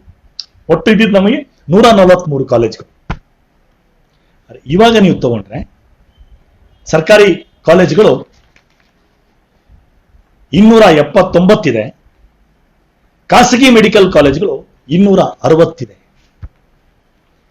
ಈ 1991ರಿಂದ ಇಲ್ಲಿ ತನಕ ನೀವು ನೋಡಿದ್ರೆ ಸರ್ಕಾರಿ ಕಾಲೇಜ್ಗಳು ಓಪನ್ ಆಗಿ ತಗೊಂಡ್ರೆ ಅದು 72%, ಆದ್ರೆ ಖಾಸಗಿ ಕಾಲೇಜುಗಳು 405% ಇದೆ. 405. ಹಲವಾರು ರಾಜ್ಯಗಳಲ್ಲಿ, ಉದಾಹರಣೆಗೆ ಪಶ್ಚಿಮ ಬಂಗಾಳ, ಮಧ್ಯಪ್ರದೇಶ, ಛತ್ತೀಸ್ಗಢ, ಇದು ಕೇರಳ, ಹಲವಾರು ರಾಜ್ಯಗಳಲ್ಲಿ ಖಾಸಗಿ ಮೆಡಿಕಲ್ ಕಾಲೇಜ್ ಅನ್ನೋದೇ ಇರಲಿಲ್ಲ. ಇದು ನಾಯಿ ಕೊಡೆಗಳ ತರ ಉಟ್ಕೋತಿಲ್ಲ. ಇದ್ಯಾಕಾಯ್ತು? ಇದು ಆಕಸ್ಮಿಕನ? ಇದು ಏನೋ ಆಗ್ಬಿಡ್ತು ಅಂತ ಆಗೋಯ್ತಾ? ಇಲ್ಲ ಸ್ನೇಹಿತರೆ, ಅವಾಗೇನು ಒಪ್ಪಂದನ ಭಾರತ ಸರ್ಕಾರ ಬೇರೆ ಬೇರೆ ರಾಷ್ಟ್ರಗಳ ಜೊತೆಗೆ ಸೇರಿ ಮಾಡಿದ್ರು ಒಪ್ಪಂದ. ಅಲ್ಲಿ ಇವತ್ತು education sector, agriculture, services, transport, ಇವೆಲ್ಲವೂ ಕೂಡ ಖಾಸಗಿ ಬಂಡವಾಳದ ಹೂಡಿಕೆಗೆ ತೆರೆದಿಡಬೇಕು. ಇದು ಒಪ್ಪಂದ ಮಾಡಿಕೊಂಡು ಇಲ್ಲಿ ಒಂದನ್ನು ನೀವು ಸೂಕ್ಷ್ಮ ಅರ್ಥ ಮಾಡ್ಕೊಬೇಕು. ಆಗಿದ್ದು ಏನು ಅಂತ ಹೇಳಿದ್ರೆ, ದೊಡ್ಡ ದೊಡ್ಡ ಸಾಮ್ರಾಜ್ಯಶಾಹಿ ರಾಷ್ಟ್ರಗಳು ಯಾರಿದ್ದಾರೆ, ಅಮೆರಿಕ, ಇಂಗ್ಲೆಂಡ್, ಫ್ರಾನ್ಸ್, ಈ ದೇಶಗಳಲ್ಲಿ ಅಲ್ಲಿದ್ದಂತ ಬಂಡವಾಳಗಾರರು ಎಷ್ಟು ಹೇರಳ ಬಂಡವಾಳ ಇದೆ ಅಂದ್ರೆ ಸಿಕ್ಕಾಪಟ್ಟೆ ಹೇರಳ ಬಂಡವಾಳ. ಅದನ್ನು ಹೂಡೋದಕ್ಕೆ ಜಾಗ ಬೇಕವ್ರಿಗೆ. 1990 ಯಾಕದು ಬಹಳ ಇಂಪಾರ್ಟೆಂಟ್ ಅಂದ್ರೆ, ಅದಕ್ಕೆ ಮುಂಚೆ ನಾವು ಜಗತ್ತಿನಲ್ಲಿ ಸಮಾಜವಾದಿ ಒಕ್ಕೂಟ ಇತ್ತು, ಸೋವಿಯತ್ ಯೂನಿಯನ್ ಇತ್ತು, ಇಡೀ ಈಸ್ಟ್ ಯುರೋಪ್ ಸೋಷಿಯಲಿಸ್ಟ್ ಆಗಿತ್ತು. ಅಲ್ಲಿ ಪ್ರತಿಕ್ರಾಂತಿಯಾಗಿ ಅಲ್ಲ ಆ ದೇಶಗಳಲ್ಲೆಲ್ಲ ಕೂಡ ಮತ್ತೆ ಕ್ಯಾಪಿಟಲಿಸಂ ಬಂಡವಾಳವಾದ ವಾಪಸ್ ಬಂದ ಮೇಲೆ ಈ ಮಾರ್ಕೆಟ್ನ ತೆರೆದಿಡಬೇಕು ಅಂತೇಳಿ ಅಮೆರಿಕ ನೇತೃತ್ವದಲ್ಲಿ ಸಾಮ್ರಾಜ್ಯಶಾಹಿಗಳು ಧಮಕಿ ಹಾಕಕ್ಕೆ ಶುರು ಮಾಡಿದ್ರು. ಈ ಎಜುಕೇಶನ್ ಕೂಡ ಓಪನ್ ಮಾಡಬೇಕು. ಭಾರತ ಸರ್ಕಾರ ಅವಾಗ ಕಾಂಗ್ರೆಸ್ ಸರ್ಕಾರ ಈ ದೇಶನ ಬಹಳಷ್ಟು ಕಾಲ ಆಡಿದ್ದು ಕಾಂಗ್ರೆಸ್. ಸುಮಾರು 60 ವರ್ಷ ಅವರು ಆಳಿದ್ರಲ್ಲಿ ಇಡೀ ದೇಶನ ಲೂಟಿ ಮಾಡಿದ್ದಾರೆ. ಹೆಂಗೆ ಲೂಟಿ ಮಾಡಿದ್ದಾರೆ ಅಂದ್ರೆ, ಬಡ ಜನರು, ಸಾಮಾನ್ಯ ಜನರು ನಿರ್ಗತಿಕರಾಗಿದ್ದಾರೆ. ಆದರೆ ದೊಡ್ಡ ದೊಡ್ಡ ಬಂಡವಾಳಗಾರರು ಆಗರ್ಭ ಶ್ರೀಮಂತರಾಗಿದ್ದಾರೆ. ಇದು ಕಾಂಗ್ರೆಸ್ಸಿನ ನೀತಿ. ಬಂಡವಾಳಗಾರರ ಬಹಳ ನಿಷ್ಠಾವಂತ ಪಕ್ಷ ಕಾಂಗ್ರೆಸ್. ಅಲ್ಲಿ ದೋಹಾದಲ್ಲಿ ರೌಂಡ್ ಚರ್ಚೆಗಳಾದಾಗ ಅಲ್ಲಿ ಎಜುಕೇಶನ್ ಅನ್ನು ಓಪನ್ ಮಾಡ್ತೀವಿ, ಮಾರುಕಟ್ಟೆಗೆ ತೆರೆದಿಡ್ತೀವಿ ಅಂತ ಹೇಳಿ ಎಜುಕೇಶನ್ ಮಾರ್ಕೆಟ್ನ ಓಪನ್ ಮಾಡೋದು, ಪ್ರೈವೇಟ್ ಹೂಡಿಕೆ. ಅದಕ್ಕೆ ನಾವು ನೋಡ್ತೀವಿ, ಇಲ್ಲಿ ಬರೀ ವೃತ್ತಿ ಶಿಕ್ಷಣ ಒಂದೇ ಅಲ್ಲ, ನಾವು ಡಿಗ್ರಿ ಕಾಲೇಜ್ಗಳು ಅಥವಾ ಇಂಜಿನಿಯರಿಂಗ್ ಕಾಲೇಜ್ಗಳು, ಎಲ್ಲ ಕಾಲೇಜ್ಗಳು, ಇವನ್ ಸ್ಕೂಲ್ಗಳು ನೀವು ತಗೊಂಡ್ರು ಕೂಡ ನಾವು ಗಮನಿಸೋದೇನು ಅಂದ್ರೆ, ಇವತ್ತು ಖಾಸಗಿ ಶಿಕ್ಷಣ ಸಂಸ್ಥೆಗಳು ಹೆಂಗೆ ಬೆಳೆದಿದೆ ಅಂದ್ರೆ, ಒಂದು ರೀತಿ ನಾಯಿ ಕೊಡೆಗಳ ತರ ಇಡೀ ದೇಶದಲ್ಲಿ ಹಬ್ಕೊಂಡ್ಬಿಟ್ಟಿದೆ. ಕರ್ನಾಟಕದಲ್ಲೇ ನನಗೆ ಜ್ಞಾಪಕ ಪ್ರಕಾರ ಹೇಳಬೇಕು ಅಂದ್ರೆ, ಹೈಸ್ಕೂಲ್ಗಳು ನೀವು ತಗೊಂಡ್ರೆ ಕರ್ನಾಟಕದಲ್ಲಿ 100ಕ್ಕೆ 85 ಹೈಸ್ಕೂಲ್ಗಳು ಖಾಸಗಿ ಒಡೆತನದಲ್ಲಿದೆ. ನೀವು ನಗರ ಪ್ರದೇಶದಲ್ಲಿ ತಗೊಂಡ್ರೆ ಸರಿಸುಮಾರು 70%, ಅಂದರೆ ಬೆಂಗಳೂರು, ಮೈಸೂರು, ಮಂಗಳೂರು, ಅದೇ ರೀತಿ ಧಾರವಾಡ, ಹುಬ್ಳಿ, ಗುಲ್ಬರ್ಗ, ಬಳ್ಳಾರಿ, ಈ ತರ ದೊಡ್ಡ ದೊಡ್ಡ ನಗರಗಳು ನೀವು ತಗೊಂಡ್ರೆ ಇಲ್ಲಿ 100ಕ್ಕೆ 70 ಜನ ವಿದ್ಯಾರ್ಥಿಗಳು ಖಾಸಗಿ ಶಿಕ್ಷಣ ಸಂಸ್ಥೆಗಳಲ್ಲಿ ಓದ್ತಾರೆ, ಸ್ಕೂಲ್ಗಳಲ್ಲಿ. ಹಳ್ಳಿನಲ್ಲಿ ಏನ್ ಚಿತ್ರಣ ಬಹಳ ವಿಭಿನ್ನವಾಗೇನಿಲ್ಲ. ಹಳ್ಳಿನಲ್ಲೂ ಕೂಡ 100ಕ್ಕೆ ಬಹುಶಃ ಇವಾಗ 100ಕ್ಕೆ 55 ಅಥವಾ 60 ಮಕ್ಕಳು ಇವತ್ತು ಖಾಸಗಿ ಶಿಕ್ಷಣ ಸಂಸ್ಥೆಗಳಲ್ಲಿ ಓದ್ತಾ ಇದ್ದಾರೆ. ಇದು ಪರಿಸ್ಥಿತಿ. ಸ್ನೇಹಿತರೆ, ನಿಮ್ಗೆಲ್ಲ ಕೇಳಿದ್ರೆ ಆಶ್ಚರ್ಯ ಆಗ್ಬೋದು. ಈ ಭಾರತದಲ್ಲಿ ಈ ಬಂಡವಾಳಗಾರರ ಸಂಘಟನೆ CII, confederation of Indian industries ಅಂತೇಳಿ, ಇವರು ಭಾರತದಲ್ಲಿ ಶಿಕ್ಷಣದ ಮಾರುಕಟ್ಟೆ ಎಷ್ಟು ದೊಡ್ಡ ಬಂಡವಾಳ ಅಂತ ಹೇಳಿ ಒಂದು ಲೆಕ್ಕ ಹಾಕಿದ್ದಾರೆ. ಅವ್ರ ಲೆಕ್ಕದ ಪ್ರಕಾರ ಭಾರತದಲ್ಲಿ ಶಿಕ್ಷಣ ಸಂಸ್ಥೆಗಳದು ಈ ಎಷ್ಟು ದೊಡ್ಡ ಮಾರುಕಟ್ಟೆ ಅಂದ್ರೆ 13.6 ಲಕ್ಷ ಕೋಟಿ ಮಾರುಕಟ್ಟೆ, 13.6 lakh crore. ಇದರಲ್ಲಿ 50% ಶಾಲಾ ಶಿಕ್ಷಣ ಇದೆ. ಅದು ಎಷ್ಟು ದೊಡ್ಡ ಬಂಡವಾಳ ನೋಡಿ. ಅದಕ್ಕೆ ನೀವು ಸ್ವಲ್ಪ ಗಮನಿಸಿದ್ರೆ, ಈ ರಾಷ್ಟ್ರೀಯ ಶಿಕ್ಷಣ ನೀತಿ ತರಬೇಕಾದ್ರೆ ಕೇಂದ್ರ ಸರ್ಕಾರ ಮಾತಾಡಿದ್ದು ಎಜುಕೇಶನ್ ಪಾಲಿಸಿ ಬಗ್ಗೆ ಮಾತಾಡ್ಬೇಕಾದ್ರೆ HRD ಮಿನಿಸ್ಟರ್ ಹೇಳೋದು, hours is A knowledge economy. ಪದಗಳು ಬಹಳ ಪದಪುಂಜರಗಳಿವೆಲ್ಲ ಕೂಡ. ಏನ್ ನಾಲೆಡ್ಜ್ ಎಕಾನಮಿ, ಏನದ್ರ ಅರ್ಥ? ಇಡೀ ಪಾಲಿಸಿ 1000 ಪೇಜ್ ಇದೆ. ನಮ್ಮಲ್ಲಿ ಎಷ್ಟೋ ಜನಕ್ಕೆ ಅಷ್ಟು ಪುರುಸೊತ್ತು ಇರೋದಿಲ್ಲ ಓದೋದಕ್ಕೆ. ಆದ್ರೆ ಅವರು ಎಜುಕೇಶನ್ ಪಾಲಿಸಿಯ ಚೇರ್ಮನ್ ಅಥವಾ HRD ಮಿನಿಸ್ಟರ್ ಕೀನೋಟ್ ಅಡ್ರೆಸ್ ಅಂತ ಕೊಡ್ತಾರಲ್ಲ, ಮಾತಾಡ್ತಾರಲ್ಲ, ಅಲ್ಲಿ ನೀವು ಓದ್ಬಿಟ್ರೆ ಅರ್ಥ ಆಗ್ಬಿಡತ್ತೆ. ಅಲ್ಲಿ ಅಪ್ಪಿತಪ್ಪಿ ಸತ್ಯ ಇವ್ರ ಬಾಯಿಂದ ತಪ್ಪಂತ ಆಚೆ ಬಂದ್ಬಿಡುತ್ತೆ. ಅಲ್ಲ ಅವ್ರು ಹೇಳೋದೇನು ಅಂದ್ರೆ, ಭಾರತದಲ್ಲಿ ನಮ್ಮ ಜನಸಂಖ್ಯೆಯಲ್ಲಿ ಆಲ್ಮೋಸ್ಟ್ 50%, ಅಂದ್ರೆ ನಮ್ಮ 130 ಕೋಟಿ ಜನಸಂಖ್ಯೆಯಲ್ಲಿ ಸರಿಸುಮಾರು 65 ಕೋಟಿ ಜನರ ಆವರೇಜ್ ವಯಸ್ಸು 26 ವರ್ಷಕ್ಕಿಂತ ಕೆಳಗಿದೆ. 26 ವರ್ಷಕ್ಕಿಂತ ಕೆಳಗಿದೆ ಅಂದ್ರೆ ಏನರ್ಥ? 65 ಕೋಟಿ ಜನ. ಇವರೆಲ್ಲರೂ ಸ್ಕೂಲ್ಗೆ ಹೋಗ್ತಾರೆ, ಕಾಲೇಜ್ಗೆ ಹೋಗ್ತಾರೆ. ಇವಾಗ ಇವರು ಸ್ಕೂಲು ಕಾಲೇಜ್ಗೆ ಹೋಗ್ಬೇಕು ಅಂದ್ರೆ ಆ ಸ್ಕೂಲು ಕಾಲೇಜ್ಗಳನ್ನ ವ್ಯಾಪಾರದ ಕೇಂದ್ರ ಮಾಡ್ಕೊಂಡ್ಬಿಟ್ರೆ, ಅಲ್ಲಲ್ಲ ನಾವು ಅಂಗಡಿ ಓಪನ್ ಮಾಡ್ಕೊಂಡು ಇಟ್ಕೊಂಡ್ಬಿಟ್ರೆ ದುಡ್ಡು ಮಾಡಬಹುದು. ಇದು ಇವ್ರ ನೀತಿಯಾಗಿದೆ. ರಾಷ್ಟ್ರೀಯ ಶಿಕ್ಷಣ ನೀತಿ ಇನ್ನೇನು ಹೇಳುತ್ತದೆ? ಒಟ್ಟಾರೆ ನೀವು ಇಡೀ ರಾಷ್ಟ್ರೀಯ ಶಿಕ್ಷಣ ನೀತಿ ಒಂದೇ ಒಂದು ಸೆಂಟೆನ್ಸ್ ಅಲ್ಲಿ ಹೇಳಬೇಕು ಅಂದ್ರೆ, ಇವತ್ತು ಖಾಸಗಿ ಶಿಕ್ಷಣ ಸಂಸ್ಥೆಗಳು, ಅದು ಭಾರತದ ವ್ಯಾಪಾರ ಇರ್ಬೋದು, ವಿದೇಶಿ ವ್ಯಾಪಾರ ಇರ್ಬೋದು, ವ್ಯಾಪಾರ ಮಾಡೋರು, ದಯವಿಟ್ಟು ನೀವು ಬನ್ನಿ, ನಮ್ಮ ಸ್ಕೂಲು ಕಾಲೇಜ್ಗಳನ್ನೆಲ್ಲ ಓಪನ್ ಮಾಡಿರ್ತೀವಿ, ಬಂದು ಲೂಟಿ ಮಾಡಿ, ನೀವು ಲೂಟಿ ಮಾಡ್ಕೊಂಡು ಹೋಗಿ. ಇದಕ್ಕೆ ಅವ್ರ ಬಾಗಿಲು ತೆರೆಯೋದಿಕ್ಕೆ ಇರುವಂತ ಪಾಲಿಸಿ ಅಷ್ಟೇ. ಇವತ್ತು ನಮ್ಮ ದೇಶದಲ್ಲಿ ನಮ್ಮ ಯೂನಿವರ್ಸಿಟಿಗಳು, ಸ್ಕೂಲ್ ಎಜುಕೇಶನ್ ಸಾಕಷ್ಟು ಚೆಕ್ಸ್ ಅಂಡ್ ಬ್ಯಾಲೆನ್ಸಸ್ ಅಂತಿದೆ. ಅಂದ್ರೆ ನಂಗೆ ಒಂದು ಯೂನಿವರ್ಸಿಟಿ ನಾವು ತೆಗಿಬೇಕು ಅಂದ್ರೆ ಈಗ ರಾಜ್ಯ ಸರ್ಕಾರದ ಒಪ್ಪಿಗೆ ಬೇಕು, UGC ಒಪ್ಪಿಗೆ ಬೇಕು, ಕೇಂದ್ರ ಸರ್ಕಾರದ ಒಪ್ಪಿಗೆ ಬೇಕು, ಆಮೇಲೆ ಸ್ಟೇಟ್ ಯೂನಿವರ್ಸಿಟಿಯ ಒಂದು ಒಪ್ಪಿಗೆ ಬೇಕು, ಒಂದು ಕಾಲೇಜ್ ತೆಗಿಬೇಕು ಅಂದ್ರೆ. ಇಷ್ಟೆಲ್ಲ ಒಪ್ಪಿಗೆಗಳು ಡೆಮೋಕ್ರಸಿ ಬಹಳ ಅವಶ್ಯಕ ಇದೆ. ಯಾಕಂದ್ರೆ ಒಂದು ಸಂಸ್ಥೆ ತಪ್ಪು ಮಾಡಿದ್ರೆ ಇನ್ನೊಂದು ಸಂಸ್ಥೆ ಹಿಡಿಯತ್ತವ್ರು. ಅದಕ್ಕೆ ಈಗ ಇವರೇನ್ ಮಾಡ್ತಾ ಇದ್ದಾರೆ? ಇವ್ರ ಸ್ಲೋಗನ್ ಕೇಳ್ಬೇಕು ನೀವು, Indian education system is over regulated, under governed ಅಂತ. Over regulation. ಏನ್ ರೆಗ್ಯುಲೇಷನ್? ಅರೆ ಅರ್ಥ ಏನು ಅಂದ್ರೆ, ಈ ರೆಗ್ಯುಲೇಷನ್ ಕಿತ್ತು ಬಿಸಾಕ್ಬಿಡಿ. ಒಬ್ಬ ಫಾರಿನ್ ಬಂಡವಾಳಗಾರ ದುಡ್ಡು ಇಟ್ಕೊಂಡ್ಬಂದು, ಸೂಟ್ ಕೇಸ್ ಇಟ್ಕೊಂಡ್ಬಂದು, ನಾನೊಂದು ಯೂನಿವರ್ಸಿಟಿ ತೆಗಿತೀನಿ ಅಂತ ಹೇಳಿದ್ರೆ, ಒಂದು 10 ಕೋಟಿ ರೂಪಾಯಿ ಇಟ್ಕೊಂಡ್ಬಂದ್ರೆ ಒಂದು ಯೂನಿವರ್ಸಿಟಿ ತೆಗಿಯಪ್ಪ ನೀನು, ಅವನೊಂದು ಪರ್ಮಿಷನ್ ಕೊಟ್ಬಿಡು.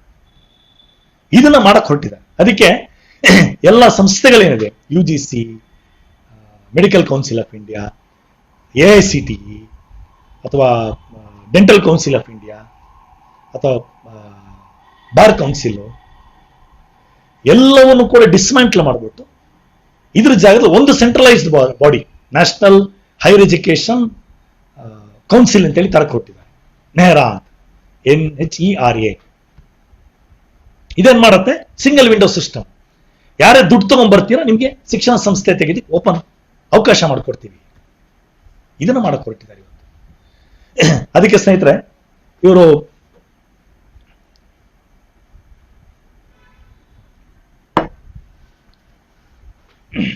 ಬಂಡವಾಳ ಹೂಡೋದಿಕ್ಕೆ ಶಿಕ್ಷಣ ಬಹಳ ಒಳ್ಳೆ ಕ್ಷೇತ್ರ ಆಗೋಗ್ಬಿಟ್ಟಿದೆ. ಅದಕ್ಕೆ ನೀವು ಗಮನಿಸಿ, ವಿದೇಶಿ ಬಂಡವಾಳ ಏನ್ ಬರ್ತಾ ಇದೆ, ವಿದೇಶಿ ಬಂಡವಾಳ ಬರೋದ್ರಲ್ಲಿ ಪ್ರಾಬ್ಲಿ ನನ್ನ ಇದು ಕರೆಕ್ಟ್ ಇದ್ರೆ ಲಾಸ್ಟ್ ಇದರಲ್ಲಿ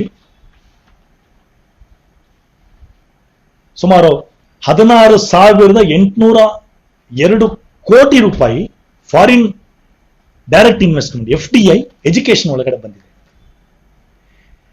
16,000 ಕೋಟಿ. 16,000 ಕೋಟಿ ಎಲ್ಲಿಗೆ ಹೋಗಿದೆ? ಅದು ಮೇಜರ್ಲಿ ಇವೆಲ್ಲ ಹೋಗಿರೋದು ಅದಕ್ಕೆ ಅಂದ್ರೆ ಕೋಚಿಂಗ್ ಇನ್ಸ್ಟಿಟ್ಯೂಟ್ಸ್ಗೆ, ಲರ್ನಿಂಗಿಗೆ, ಆನ್ಲೈನ್ ಎಜುಕೇಶನ್ಗೆ. ಆನ್ಲೈನ್ ಎಜುಕೇಶನ್ ಅಂಡರ್ಲೈನ್ ಮಾಡ್ಕೊಳ್ಳಿ.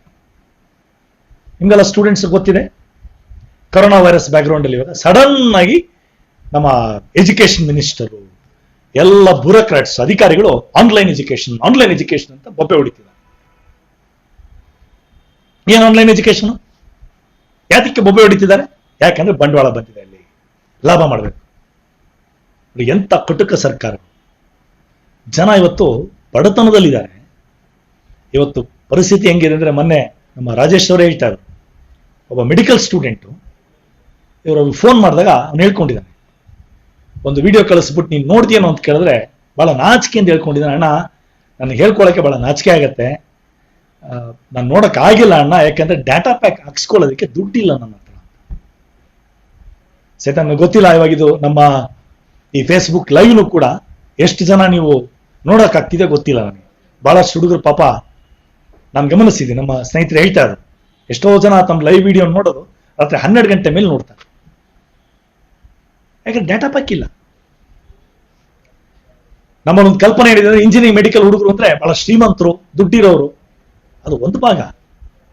ಅರೆ ಬಹಳ ದೊಡ್ಡ ಸಂಖ್ಯೆಯಲ್ಲಿ ಬಡ ಹುಡುಗರು, ಗ್ರಾಮೀಣ ಪ್ರದೇಶದ ಮಕ್ಕಳು ಇಂಜಿನಿಯರಿಂಗ್ ಮೆಡಿಕಲ್ ಬರ್ತಾ ಇದ್ದಾರೆ.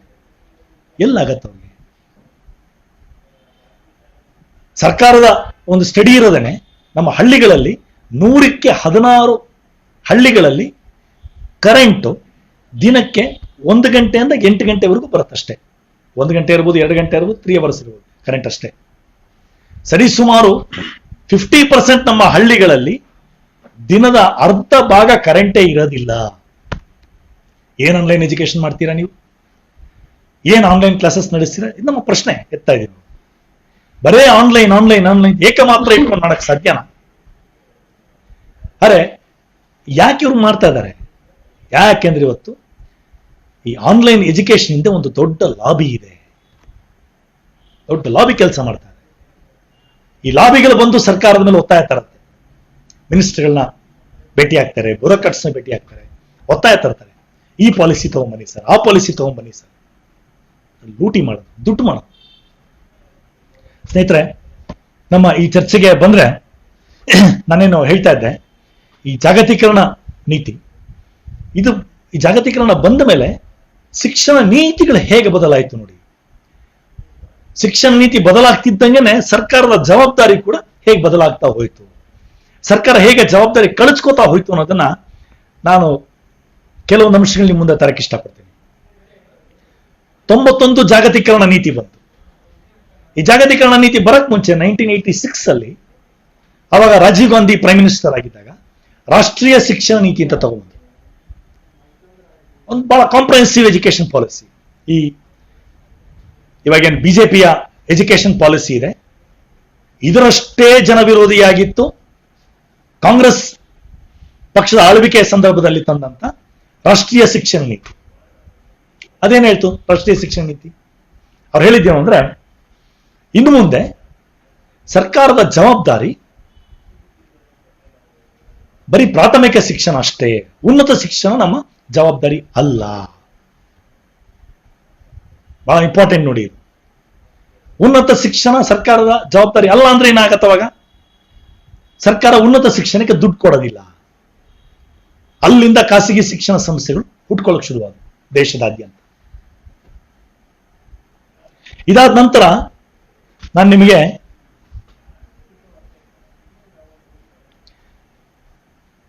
ಕೆಲವೊಂದು ಕಾಲಘಟ್ಟದಲ್ಲಿ ಹೇಗೆ ಆಯ್ತು ಅಂತ ಹೇಳ್ತೀನಿ. ಒಂದು ಚಿತ್ರಣ ಸಿಗೋದಕ್ಕೆ ಬಹಳ ಮುಖ್ಯವಾಗಿ ವೃತ್ತಿ ಶಿಕ್ಷಣ, ಅದರಲ್ಲೂ ನಿಮಗೆ ಈ ಮೆಡಿಕಲ್ ಎಜುಕೇಶನ್ ಹೇಗಾಯ್ತು ಅಂತ. ಯಾಕಂದ್ರೆ ಇವತ್ತು ಲಕ್ಷಾಂತರ ರೂಪಾಯಿಗೆ ಸೀಟ್ಗಳು ಬಿಕರಿ ಆಗ್ತಾ ಇರೋದು ಮೆಡಿಕಲ್ ಎಜುಕೇಶನ್.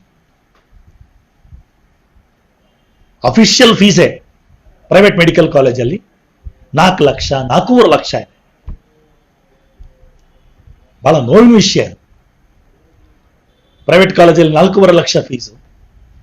ರಾಜ್ಯ ಸರ್ಕಾರ, ಕರ್ನಾಟಕ ರಾಜ್ಯ ಸರ್ಕಾರ, ಖಾಸಗಿ ಮ್ಯಾನೇಜ್ಮೆಂಟ್ಗಳ ಕೂಟ ಏನಿದೆ ಅದೊಂದು ದೊಡ್ಡ ದುಷ್ಟಕೂಟ. ಅದು ಆ ದುಷ್ಟಕೂಟದ ಜೊತೆಗೆ ಇಬ್ರು ದುಷ್ಟರು ಕೂತ್ಕೊಂಡು ಸಹಿ ಹಾಕೋತಾರೆ, ವರ್ಷಕ್ಕೆ ಫೀಸ್ 4.5 ಲಕ್ಷ ಇರಬೇಕು ಅಂತೇಳಿ. ಇದನ್ನ ಎಷ್ಟೋ ಸಂದರ್ಭದಲ್ಲಿ ತಗೊಂಡೋಗಿ ಕೋರ್ಟ್ ಮುಂದೆ ಮಂಡಿಸ್ತಾರೆ. ಒಬ್ಬ ಸುಪ್ರೀಂ ಕೋರ್ಟ್ನ ನಿವೃತ್ತ ನ್ಯಾಯಾಧೀಶರು ಬಹಳ ನೋವಿಂದ ನಮ್ಮ ಹತ್ರ ಹಂಚ್ಕೊಂಡ್ರು. ಅಲ್ಲಪ್ಪ, ನಾನು ಸುಪ್ರೀಂ ಕೋರ್ಟ್ ಜಡ್ಜ್ ಆಗಿದ್ದೆ, ಈಗ ನನ್ನ ಮುಂದೆ ಈ ಪ್ರಪೋಸಲ್ ಬಂದ್ರೆ ಇದಕ್ಕೆ ನಾನು ಸೈನ್ ಹಾಕಿ ಸೀಲ್ ಹಾಕೋದಕ್ಕೆ ಕೈ ನಡಗತ್ತಪ್ಪ ನನಗೆ. ಈಗ ನನ್ನ ಪ್ರಾಮಾಣಿಕ ಸಂಬಳದಿಂದ ನಾನು ನನ್ನ ಮಗನ್ನ ಅಥವಾ ಮಗಳ ಮೆಡಿಕಲ್ ಓದಿಸಕ್ಕೆ ಸಾಧ್ಯನೇ ಇಲ್ಲ. ತಿಂಗಳಿಗೆ ಸಂಬಳ ಎಷ್ಟು ಬರುತ್ತೆ ಅವ್ರಿಗೆ? ತಿಂಗಳಿಗೆ ಬರೋ ಸಂಬಳ 60,000 70,000. ಈಗ 1 ಲಕ್ಷನೂ ಬರ್ಬೋದು. 1 ಲಕ್ಷ ಬಂದ್ರೆ ಅದರಲ್ಲಿ ಅವ್ರ ಜೀವನ ಮಾಡೋದು ಹೇಗೆ? ಇನ್ನು ಉಳಿದ ಓದ್ಸಕ್ ಸಾಧ್ಯನಾ ಮೆಡಿಕಲ್ ಇಂಜಿನಿಯರಿಂಗ್? ಸೊ ಸ್ನೇಹಿತರೆ, ಈ ಮೆಡಿಕಲ್ ಶಿಕ್ಷಣ ಹೆಂಗೆ ವ್ಯಾಪಾರ ಆಯ್ತು ಅನ್ನೋದ್ರ ಬಗ್ಗೆ ಒಂದು 5-10 ನಿಮಿಷದಲ್ಲಿ ನಿಮ್ಮ ಗಮನ ಸೆಳೆಯಕ್ಕೆ ಇಷ್ಟಪಡ್ತೀನಿ ನಾನು. ಈ ಚಿತ್ರಣ ಬಹಳ ಸ್ಪಷ್ಟವಾಗಿ ಅರ್ಥ ಆಗತ್ತೆ ನಮಗೆ ಏನೇ ಆಗ್ತಿದೆ ನಮ್ಮ ದೇಶದಲ್ಲಿ. ಸಹಿತ ನೋಡಿ, ಈ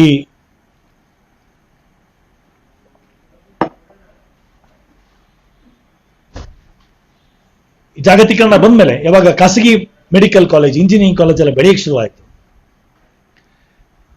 ಬೆಂಗಳೂರಿನಲ್ಲಿ MS ರಾಮಯ್ಯ ಇಂಜಿನಿಯರಿಂಗ್ ಕಾಲೇಜಲ್ಲಿ ಒಬ್ಬ ಹುಡುಗಿ ಮೋಹಿನಿ ಜೈನ್ ಅಂತೇಳಿ, ಆ ಹುಡುಗಿಗೆ ಪ್ರೈವೇಟ್ ಕಾಲೇಜಲ್ಲಿ ಸೀಟ್ ಸಿಕ್ತು. ಅದರ ಫೀಸ್ ಅವಾಗ ವಾರ್ಷಿಕ ಫೀಸು 65,000 ರೂಪಾಯಿ ಇತ್ತು.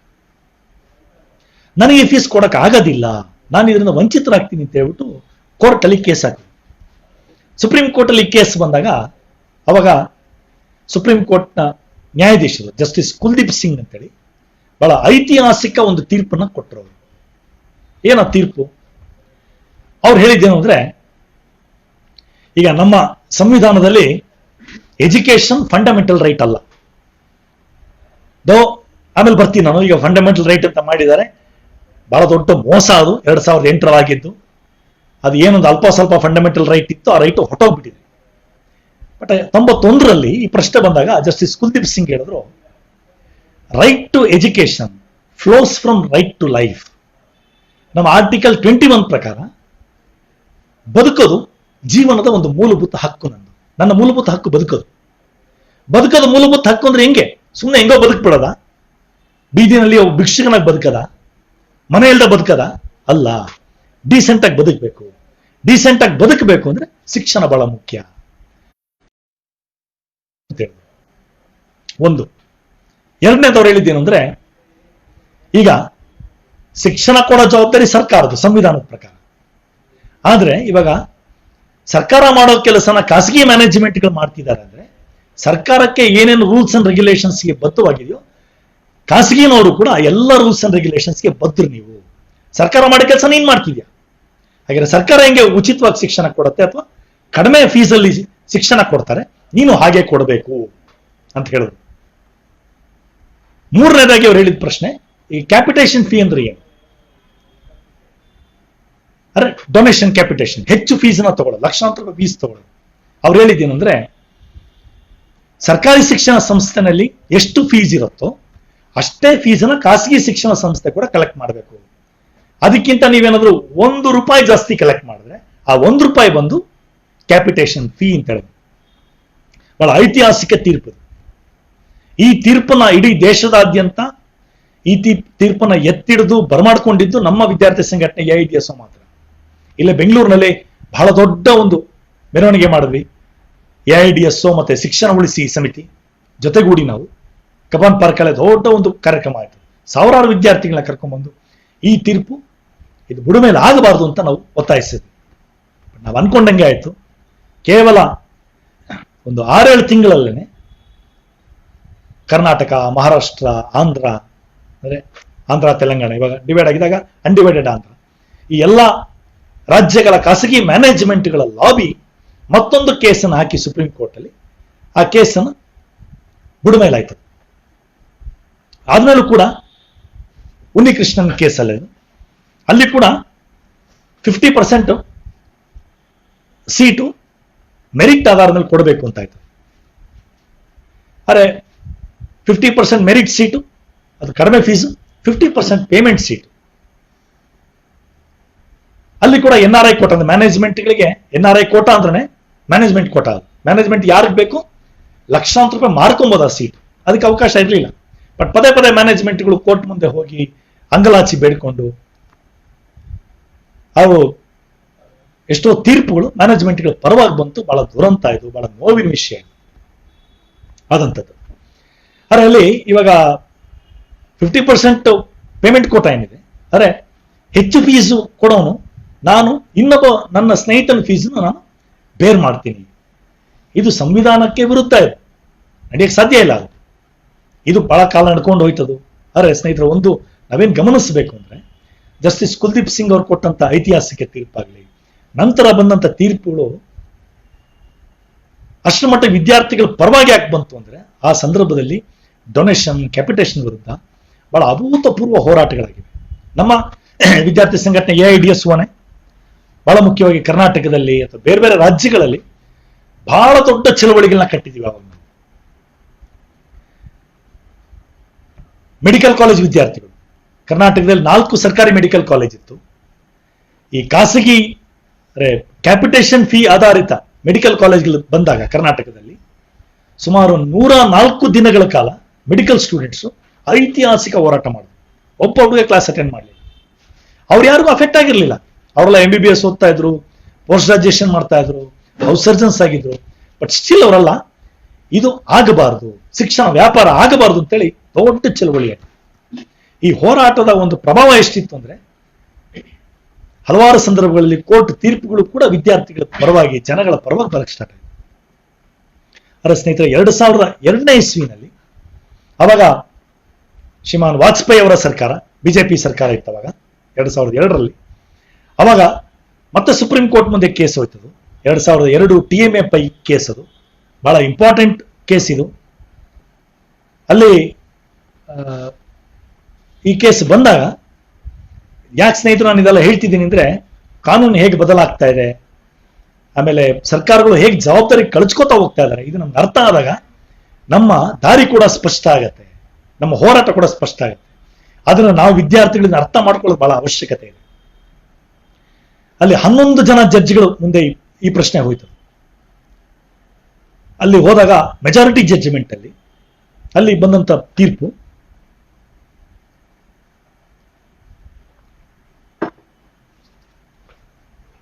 ಇಲ್ಲಿ ಸ್ನೇಹಿತರೆ ಒಂದು ಅಂಶ ನಾನು ನಿಮ್ಮ ಗಮನಕ್ಕೆ ತರಕ್ಕೆ ಇಷ್ಟಪಡ್ತೀನಿ. ನಮ್ಮ ಸಂವಿಧಾನದ ಶಿಲ್ಪಿಗಳು ಯಾರಿದ್ರು, ಅಲ್ಲಿ ನಮ್ಮ ದೇಶದ ಸ್ವಾತಂತ್ರ್ಯ ಸಂಗ್ರಾಮ, ಅದರಲ್ಲೂ ಬಹಳ ಮುಖ್ಯವಾಗಿ ನವೋದಯ ಚಿಂತಕರು, ಸ್ವಾತಂತ್ರ್ಯ ಹೋರಾಟಗಾರರು, ವಿದ್ಯಾಸಾಗರ್, ಜ್ಯೋತಿಬಾ ಫುಲೆ, ಸುಭಾಷ್ ಚಂದ್ರ ಬೋಸ್, ಭಗತ್ ಸಿಂಗ್, ಇಂಥ ಎಷ್ಟೋ ಹೋರಾಟಗಾರರ ಹೋರಾಟದ ಪ್ರಭಾವ ಎಷ್ಟಿತ್ತು ಅಂದ್ರೆ, ಸ್ವಾತಂತ್ರ್ಯ ಬಂದ ನಂತರ ದಿನಗಳಲ್ಲಿ ಶಿಕ್ಷಣ ಕೊಡೋದು ಸರ್ಕಾರದ ಜವಾಬ್ದಾರಿ ಅಂತೇಳಿ ನಮ್ಮ ಸಂವಿಧಾನ ಹೇಳ್ತು. ಅದಕ್ಕೆ ಶಿಕ್ಷಣ ಸಂಸ್ಥೆಗಳನ್ನ ತೆಗೆಯೋ ಜವಾಬ್ದಾರಿ ಸರ್ಕಾರದ್ದು.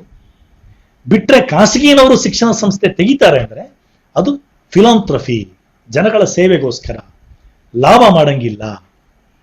ಇವತ್ತಿಗೂ ಕೂಡ ನಮ್ಮ ಸಂವಿಧಾನ ಶಿಕ್ಷಣ ಸಂಸ್ಥೆ ಮೂಲಕ ಲಾಭ ಮಾಡೋದಕ್ಕೆ ಅವಕಾಶ ಇಲ್ಲ. ಬಹಳ ಇಂಪಾರ್ಟೆಂಟ್ ಇದು, ಅರ್ಥ ಮಾಡ್ಕೊಳ್ಳಿ. ಏನಾಯ್ತು, ಈ ಖಾಸಗಿ ಶಿಕ್ಷಣ ಸಂಸ್ಥೆಗಳು ಸುಪ್ರೀಂ ಕೋರ್ಟ್ ಮುಂದೆ ಹೋದಾಗ ಅಲ್ಲಿ ಸುಪ್ರೀಂ ಕೋರ್ಟ್ ಕೊಟ್ಟಂತ ತೀರ್ಪು ನಮ್ಮ ಸಂವಿಧಾನದ ಪ್ರಕಾರ ಅಲ್ಪಸಂಖ್ಯಾತರಿಗೆ, ಅಂದ್ರೆ ಧಾರ್ಮಿಕ ಮತ್ತು ಭಾಷಾ ಅಲ್ಪಸಂಖ್ಯಾತರಿಗೆ ಶಿಕ್ಷಣ ಸಂಸ್ಥೆಗಳನ್ನು ತೆಗೆಯುವಂತ ಒಂದು ಹಕ್ಕನ್ನು ಸಂವಿಧಾನ ಕೊಟ್ಟಿದೆ. ಹಾಗೆ ಅವರ ಗುಂಪಿನ, ಅವರ ಸಮುದಾಯಕ್ಕೆ, ಅವ್ರ ಗುಂಪಿಗೆ ಶಿಕ್ಷಣ ಸಿಗಬೇಕು, ಅನ್ಯಾಯ ಆಗಬಾರದು ಅಂತೇಳಿ ಒಂದು ಡೆಮಾಕ್ರೆಟಿಕ್ ರೈಟ್ ಇದು ಕೊಟ್ಟಿದೆ ಸಂವಿಧಾನ. ಇಲ್ಲಿ ಈ 11 ಜನರ ತೀರ್ಪು 2002 TMA ಪೈ ಕೇಸಲ್ಲಿ ಹೇಳಿದ್ದೇನು ಅಂದ್ರೆ, ಅಲ್ಪಸಂಖ್ಯಾತರ ತರನೇ ಮೆಜಾರಿಟಿ ಕಮ್ಯುನಿಟಿಗೆ ಸೇರಿದಂತ ಶಿಕ್ಷಣ ಸಂಸ್ಥೆಗಳಿಗೂ ಕೂಡ ಶಿಕ್ಷಣ ಸಂಸ್ಥೆ ತೆಗೆಯುವಂತ ಹಕ್ಕಿದೆ. ಮತ್ತೆ ಆ ಹಕ್ಕು ಮೂಲಭೂತ ಹಕ್ಕು ಅಂತ ಹೇಳುದು. ಹೇಗೆ ಮೂಲಭೂತ ಹಕ್ಕು? ನಮ್ಮ ಸಂವಿಧಾನದ ಆರ್ಟಿಕಲ್ 19, ಅದರಲ್ಲಿ 19ರಲ್ಲಿ ಸಬ್ಸೆಕ್ಷನ್ 1, ಅದರಲ್ಲಿ G ಏನ್ ಹೇಳುತ್ತದೋ, ಆರ್ಟಿಕಲ್ 19 ಹೇಳೋದು, every Indian has got a fundamental right to practise any trade, profession, business ಅಂತ ಹೇಳುತ್ತೆ. ಅಂದ್ರೆ ಎಜುಕೇಶನ್ ಒಂದು ಟ್ರೇಡ್, ಬಿಸಿನೆಸ್ ಆಗೋಗ್ಬಿಡ್ತು. ಬಹಳ ದುರಂತ. ಮುಂದುವರೆದು ಆ ಕೇಸಲ್ಲಿ ಏನಾಯ್ತು ಅಂತ ಹೇಳಿದ್ರೆ, ಖಾಸಗಿ ಮ್ಯಾನೇಜ್ಮೆಂಟ್ಗಳಿಗೆ ಯಾರಿಗೆ ಸೀಟ್ ಕೊಡಬೇಕು, ಯಾರಿಗೆ ಸೀಟ್ ಕೊಡಬಾರ್ದು, ಅಡ್ಮಿಷನ್ ಮೇಲೆ ಖಾಸಗಿ ಸಂಸ್ಥೆಗಳಿಗೆ ಸಂಪೂರ್ಣ ನಿರಂಕುಶ ಅಧಿಕಾರ ಇದೆ, ಅವರಿಗೆ ಹಕ್ಕಿದೆ ಅಂತ ಹೇಳ್ಬಿಟ್ರು. 4ನೇದಾಗಿ, ಖಾಸಗಿ ಶಿಕ್ಷಣ ಸಂಸ್ಥೆಗಳಿಗೆ ಅವ್ರದೇ ಆದಂತಹ ಫೀಸನ್ನ ಫಿಕ್ಸ್ ಮಾಡ್ಕೊಳ್ಳಕ್ಕೆ ಹಕ್ಕಿದೆ ಅಂತ ಹೇಳಿದ್ರು. ಇನ್ನೂ ಮುಂದುವರೆದು ಅಲ್ಲಿಗೆ ನಿಲ್ಲಿಲ್ಲ, ಬಹಳ ನೋವಿನ ವಿಷಯ ಅದು ಸುಪ್ರೀಂ ಕೋರ್ಟ್ ತೀರ್ಪಿದು. ಮುಂದುವರೆದು ಸುಪ್ರೀಂ ಕೋರ್ಟ್ ಏನ್ ಹೇಳ್ತದೆ ತೀರ್ಪಲ್ಲಿ, ಫೀಸನ್ನ ಫಿಕ್ಸ್ ಮಾಡೋ ಕ್ರೈಟೀರಿಯಾ ಏನು ಅಂದ್ರೆ, ಒಂದು investment made by the institution, ಶಿಕ್ಷಣ ಸಂಸ್ಥೆ ಎಷ್ಟು ಬಂಡವಾಳ ಹೂಡ್ತಾರೆ, ಖರ್ಚು ಎಷ್ಟಾಗತ್ತೆ, ಅಂಡ್ ರೀಸನಬಲ್ ರೆವಿನ್ಯೂ ಸರ್ಪ್ಲಸ್ ಅಂದ್ರೆ ಮಿಗಿತಾಯ ಮೌಲ್ಯ ಅಂದ್ರೆ ಪ್ರಾಫಿಟ್, ರೀಸನಬಲ್ ಪ್ರಾಫಿಟ್. ಇದರ ಆಧಾರದ ಮೇಲೆ ನೀವು ಫೀಸನ್ನು ಫಿಕ್ಸ್ ಮಾಡಿ. Investment, expenditure, profit. ಆಲ್ಮೋಸ್ಟ್ ಒಂದು ಮೊಬೈಲ್ನ ತಯಾರಿ ಮಾಡಿದಾಗ ಅಥವಾ ಒಂದು ಸ್ಕೂಟರ್ನ ತಯಾರಿ ಮಾಡಿದಾಗ ಹೇಗೆ ಬೆಲೆ ಫಿಕ್ಸ್ ಆಗುತ್ತೋ ಎಜುಕೇಶನ್ ಬೆಲೆ ಕೂಡ ಹಾಗೆ ಆಗ್ಬಿಡುತ್ತೆ. ಕೊನೆಯದಾಗಿ ಮುಂದುವರೆದು ಇನ್ನೊಂದು ಹಕ್ಕನ್ನು ಕೊಟ್ಟರು, ಏನಂದ್ರೆ ಖಾಸಗಿ ಶಿಕ್ಷಣ ಸಂಸ್ಥೆಗಳಿಗೆ right to hire and fire the workers. Teaching non teaching staff ಅನ್ನ ಯಾವ ಬೇಕಾದ್ರೆ ಕೆಲಸಕ್ಕೆ ತಗೋಬಹುದು, ಯಾವ ಬೇಕಾದ್ರೆ ಕೆಲಸದಿಂದ ಕಿತ್ತಾಕಬಹುದು. ಇಷ್ಟು ಅಧಿಕಾರಗಳು ಇವ್ರಿಗೆ ಹೊಟ್ಟೋಗ್ಬಿಡ್ತವೆ. ಇದು ವಿರುದ್ಧ ದೇಶದಾದ್ಯಂತ ಮೊದಲು ಧ್ವನಿ ಎತ್ತಿದ್ದು ನಮ್ಮ ವಿದ್ಯಾರ್ಥಿ ಸಂಘಟನೆ AIDS. ಅವಾಗ ಬೆಂಗಳೂರಿನಲ್ಲೇ ನಮ್ಮ ಅಖಿಲ ಭಾರತ ಸಮ್ಮೇಳನ ನಡೀತಾ ಇತ್ತು. ಸಮ್ಮೇಳನದಲ್ಲೇ ಧ್ವನಿ ಎತ್ತಿದ್ವಿ. ನಂತರ ಬಹಳ ದೊಡ್ಡ ಹೋರಾಟ ಆಯ್ತು, ಅದು ಬೇರೆ ವಿಷಯ ಬಿಡಿ. ಅದು ಸಹಿತ ತದನಂತರ ಬಂದಂತ ಹಲವಾರು ತೀರ್ಪುಗಳಿಗೆ ಈ ತೀರ್ಪು ಆಧಾರ ಆಗೋಯ್ತು. ಎಲ್ಲ ತೀರ್ಪುಗಳಿಗೂ ಇದು ಗೈಡಿಂಗ್ ತೀರ್ಪು ಆಯ್ತು. ಯಾಕಂದ್ರೆ ಸುಪ್ರೀಂ ಕೋರ್ಟ್ 11 ಜನ ಜಡ್ಜ್ಗಳು ಮೆಜಾರಿಟಿ ಜಡ್ಜ್ಮೆಂಟ್. ಅಲ್ಲಿಂದ ಆಚೆಗೆ ನಾವು ನೋಡ್ತೀವಿ ಹೇಗೆ ಹಲವಾರು ತೀರ್ಪುಗಳು ಖಾಸಗಿ ಮ್ಯಾನೇಜ್ಮೆಂಟ್ಗಳ ಪರವಾಗಿ ಬಂತು. ಎಷ್ಟೋ ಜನ ಸುಪ್ರೀಂ ಕೋರ್ಟ್ ನಿವೃತ್ತ ನ್ಯಾಯಾಧೀಶರು ಇದನ್ನು ಬಹಳ ಕಟುವಾಗಿ ಟೀಕೆ ಮಾಡಿದ್ರು. ಇವತ್ತಿಗೂ ನಮಗೆ ನೆನಪು ಬರೋದು justice VR Krishna Iyer, Supreme Court retired judge. ಅವರು ಹೇಳ್ತಾರೆ, under the powerful impact of globalisation, the thinking of our ruling elite has undergone a commercial reconditioning including the jurisprudence. ಇದು ಅವ್ರ ಭಾಷೆಯಲ್ಲಿ ಹೇಳೋದು. ಅಂದ್ರೆ ಗ್ಲೋಬಲೈಸೇಷನ್ ಪ್ರಭಾವದಡಿ ನಮ್ಮ ಮೇಲ್ವರ್ಗದ ಜನಗಳ ಆಲೋಚನಾ ಪ್ರಕ್ರಿಯೆ ಸಂಪೂರ್ಣ ಬದಲಾಗ್ಬಿಟ್ಟಿದೆ. ನ್ಯಾಯಾಂಗನ ಒಳಗೊಂಡಂತೆ ಇಡೀ ಮನೋಭಾವ ಇವತ್ತು ಜಾಗತೀಕರಣ ಪರ ಆಗೋಗ್ಬಿಟ್ಟಿದೆ. ಬಡ ಜನರು ಸಾಮಾನ್ಯ ಜನರ ವಿರುದ್ಧ ಆಗೋಗ್ಬಿಟ್ಟಿದೆ. ಇದು ಜಸ್ಟಿಸ್ ಕೃಷ್ಣಯ್ಯರ್ ಹೇಳಿದ್ದು. ಸಹಿತ ಆಮೇಲೆ ನೀವು ಗಮನಿಸಿದ್ರೆ ನಾವು ನೋಡೋದು, ಸ್ಟಿಲ್ ಇಷ್ಟಾದ್ಮೇಲೂ ಕೂಡ ಶಿಕ್ಷಣ ಒಂದು, ನೀವು ಶಿಕ್ಷಣ ಸಂಸ್ಥೆ ತೆಗೆದ್ರೆ ನೀವು ಪ್ರಾಫಿಟ್ ಮಾಡಂಗಿಲ್ಲ ನಮ್ಮ ಸಂವಿಧಾನದ ಪ್ರಕಾರ ಇದಿತ್ತು. ಅದಕ್ಕೆ ಪದೇ ಪದೇ ಬೇರೆ ಬೇರೆ ದೇಶಗಳಿಂದ ಬರೋ ಒತ್ತಾಯ ಏನಂದ್ರೆ, ದೋಹಾ ಸಮಿಟ್ ಇರ್ಬೋದು ಅಥವಾ ದಾವೋಸಲ್ ಸಮಿಟ್ ಇರ್ಬೋದು, ಬೇರೆ ಬೇರೆ ಕಡೆ ಸಮಿಟ್ಗಳಾದಾಗ ಭಾರತದ ಎಜುಕೇಶನ್ ಮಿನಿಸ್ಟರ್ಗಳು ಇವರೆಲ್ಲ ಹೋದಾಗ ಪದೇ ಪದೇ ಒತ್ತಾಯ ಮಾಡೋದು, ನೀವು ಕಾನೂನನ್ನ ತಿದ್ದುಪಡಿ ಮಾಡಿ, ಸಂವಿಧಾನ ತಿದ್ದುಪಡಿ ಮಾಡಿ, ಶಿಕ್ಷಣ ಒಂದು ವ್ಯಾಪಾರದ ಒಂದು ಕಮಾಡಿಟಿ ಮಾಡಿಬಿಡಿ ಅಂತ ಒತ್ತಾಯ. ಆದ್ರೂ ಮಾಡಕ್ಕಾಗಿರ್ಲಿಲ್ಲ. 2009 ಇಸ್ವಿ ತನಕ ಆಗಿಲ್ಲ. 2010 UPA ಸರ್ಕಾರ, ಕಾಂಗ್ರೆಸ್ ನೇತೃತ್ವದ UPA ಸರ್ಕಾರ, ಇವರೇನ್ ಮಾಡಿದ್ರು ಅಂದ್ರೆ, ಕೆಲವು ಸಂಸ್ಥೆಗಳು ಕಂಪನಿ ಆಕ್ಟ್ ಪ್ರಕಾರ ಕೆಲವು ಸಂಸ್ಥೆಗಳು ಶಿಕ್ಷಣ ಮೆಡಿಕಲ್ ಕಾಲೇಜ್ಗಳನ್ನ ತೆಗೆಯೋದಕ್ಕೆ ಅನುಮತಿ ಕೊಟ್ಟರು 2010ರಲ್ಲಿ. ನಂತರ ಆಗಸ್ಟ್ 2016 ಬಿಜೆಪಿ ನೇತೃತ್ವದ NDA ಸರ್ಕಾರ ಇದೆ, ಬಿಜೆಪಿ ಸರ್ಕಾರ, ಇವರು ಈ ಕಂಪನಿಗಳು ಪ್ರಾಫಿಟ್ ಆಧಾರದ ಮೇಲೆ ಮೆಡಿಕಲ್ ಕಾಲೇಜನ್ನು ನಡೆಸಬಹುದು ಅನ್ನೋದಕ್ಕೆ ಅವಕಾಶ ಮಾಡಿಕೊಟ್ರು 2016. ಜನವರಿ 2017 ಈ ಯಾರು ಮೆಡಿಕಲ್ ಕಾಲೇಜುಗಳು ನಡೆಸ್ತಾ ಇದ್ದಾರೆ ದೇಶದಾದ್ಯಂತ, ಪ್ರೈವೇಟ್ ಮೆಡಿಕಲ್ ಕಾಲೇಜುಗಳು, ಇವರೆಲ್ಲ ಶಿಕ್ಷಣ ಮೆಡಿಕಲ್ ಕಾಲೇಜನ್ನು ಶುರು ಮಾಡಿದಂಗೆ, ಸ್ವಾಮಿ ನಾವು ದೇಶ ಸೇವೆ ಮಾಡ್ತೀವಿ, ಜನಗಳ ಸೇವೆ ಮಾಡ್ತೀವಿ, ರೋಗಿಗಳಿಗೆ ಸೇವೆ ಮಾಡ್ತೀವಿ ನಾವು, ಅದಕ್ಕೆ ನಮ್ಗೆ ಒಂದು ಮೆಡಿಕಲ್ ಕಾಲೇಜ್ ತೆಗೆಯಕ್ಕೆ ಅವಕಾಶ ಮಾಡಿಕೊಡಿ. ಸರ್ಕಾರದ ಮುಂದೆ ಕೇಳ್ಕೊಂಡಿದ್ದು, ತೆಗೆದು ನೋಡಿ ಅವ್ರ MOIಗಳು. ಸರ್ಕಾರ ಏನ್ ಮಾಡ್ತು, ತಗೊಳಪ್ಪ ಫ್ರೀ ಲ್ಯಾಂಡ್ ತಗೋ. ಸರ್ಕಾರಿ ಆಸ್ಪತ್ರೆಗಳು, ಇಲ್ಲೇ KC ಜನರಲ್ ಹಾಸ್ಪಿಟಲ್ ಇದೆ, ಇದೇ KC ಜನರಲ್ ಹಾಸ್ಪಿಟಲ್ನ ಅಂಬೇಡ್ಕರ್ ಮೆಡಿಕಲ್ ಕಾಲೇಜು, ಬೇರೆ ಬೇರೆ ಪ್ರೈವೇಟ್ ಮೆಡಿಕಲ್ ಕಾಲೇಜು ಉಪಯೋಗಿಸ್ಕೊಂಡಿದ್ದಾರೆ. ಇದು ಒಂದು ಉದಾಹರಣೆ ಕೊಟ್ಟೆ, ನಮ್ಮ ಆಫೀಸ್ ಮುಂದೆನೇ ಇದೆ. ಅದಕ್ಕೇನೆ ಈ ತರ ರಾಜ್ಯದಾದ್ಯಂತ ಸಿಗತ್ತೆ ನಿಮಗೆ. ಈಗಲೂ ಎಷ್ಟೋ ಮೆಡಿಕಲ್ ಕಾಲೇಜ್ಗಳಿಗೆ ಸ್ವಂತ ಆಸ್ಪತ್ರೆ ಇಲ್ಲ. ಸ್ವಂತ ಆಸ್ಪತ್ರೆ ಇಲ್ಲದೆ ಮೆಡಿಕಲ್ ಕಾಲೇಜು ಯಾರು ಓಪನ್ ಮಾಡಂಗಿಲ್ಲ. ಯಾಕಂದ್ರೆ ಮೆಡಿಸಿನ್ ವಿದ್ಯಾರ್ಥಿಗಳು ಕಲಿಯದೇನೆ ಪೇಷಂಟ್ಗಳನ್ನ ಟ್ರೀಟ್ ಮಾಡ್ತಾರೆ. ಈ ಶಿಕ್ಷಣ ಸಂಸ್ಥೆಗಳಿಗೆ ಫಿಲಾಂಥ್ರಫಿಕ್, ನಾವು ದೇಶೋದ್ಧಾರ ಮಾಡ್ತೀವಿ ಬಂದವ್ರಿಗೆಲ್ಲ ಕೊಟ್ರು. ಬಿಜೆಪಿ ಸರ್ಕಾರ ಏನ್ ಮಾಡ್ತು, ದೇಶೋದ್ಧಾರ ಮಾಡೋ ಮೆಡಿಕಲ್ ಕಾಲೇಜ್ಗಳೇ ಮ್ಯಾನೇಜ್ಮೆಂಟ್ ನೀವೇನ್ ಮಾಡಿ, ನೀವು ಬೇಕಾದ್ರೆ ಪ್ರಾಫಿಟ್ ಮಾಡ್ಬೋದಪ್ಪ, ಇನ್ಮೇಲೆ ಲಾಭ ಮಾಡುವ ನೀವು ಅಂತೇಳಿ ಅವಕಾಶ ಮಾಡಿಕೊಟ್ರು 2017. ಮೇ 2019 ಇದೇ ಬಿಜೆಪಿ ಸರ್ಕಾರ, ಶ್ರೀಮಾನ್ ನರೇಂದ್ರ ಮೋದಿ ಅವರ ಸರ್ಕಾರ, ಕೇಂದ್ರ ಸರ್ಕಾರ, ಇವರೇನು ಅವಕಾಶ ಮಾಡಿಕೊಟ್ರು, ಮೆಡಿಕಲ್ ಕಾಲೇಜ್ಗಳು ನೀವೊಂದು 3-4 ಜನ ಸೇರ್ಬಿಟ್ಟು ಒಂದು ದುಷ್ಟಕೂಟ ಮಾಡ್ಕೊಂಡು ನೀವು ಬೇಕಾದ್ರೆ ಅದಕ್ಕೊಂದು ಬಹಳ ಸುಂದರ ಪದ ಇದೆ, ಕನ್ಸೋರ್ಟಿಯಂ ಅಂತೇಳಿ. ಏನದು? ಕೂಟ, ದುಷ್ಟಕೂಟ. ಇವೆಲ್ಲ ಲಾಭದ ಕೂಟಗಳು, ಲೂಟಿ ಮಾಡೋ ಕೂಟ. ಈ ತರ ನೀವು ಕೂಟ ಮಾಡ್ಕೊಂಡ್ರೆ ನೀವುಗಳು ಕೂಡ ಮೆಡಿಕಲ್ ಕಾಲೇಜ್ ತೆಗಿಬೋದಪ್ಪ, ಲಾಭಕ್ಕೋಸ್ಕರ ಮೆಡಿಕಲ್ ಕಾಲೇಜ್ ತೆಗಿರಿ ಅಂತೇಳಿ ಅವಕಾಶ ಮಾಡಿಕೊಟ್ರು. ಇವಾಗ ನ್ಯಾಷನಲ್ ಎಜುಕೇಶನ್ ಪಾಲಿಸಿ 2019 ಏನ್ ಹೇಳುತ್ತೆ? ನಾನು ಆಗ್ಲೇ ಹೇಳಿದೆ ನಿಮಗೆ, ಚರ್ಚೆ ಪ್ರಾರಂಭದಲ್ಲೇ ಹೇಳಿದೆ. ಇದು ಖಾಸಗಿ ಶಿಕ್ಷಣ ಸಂಸ್ಥೆಗಳಿಗೆ ಏನ್ ಹೇಳುತ್ತೆ ಅಂತ ಹೇಳಿದ್ರೆ, ನೀವು ಫೀಸ್ ಫಿಕ್ಸ್ ಮಾಡ್ಕೊಳ್ಳಕ್ಕೆ ನಿಮ್ಗೆ ಅಧಿಕಾರ ಇದೆಯಪ್ಪ, ಸಂಪೂರ್ಣ ಅಧಿಕಾರ ಇದೆ. ನಿಮ್ಗೆ ಯಾರು ಬೇಕೋ ಅಡ್ಮಿಷನ್ ಕೊಡಕ್ಕೆ ನಿಮ್ಗೆ ಅಧಿಕಾರ ಇದೆ. ಅದಕ್ಕೆ ನೋಡಿ, ಇವತ್ತಿನ ಪೇಪರ್ ನ್ಯೂಸ್ ಇದೆಯಲ್ಲ,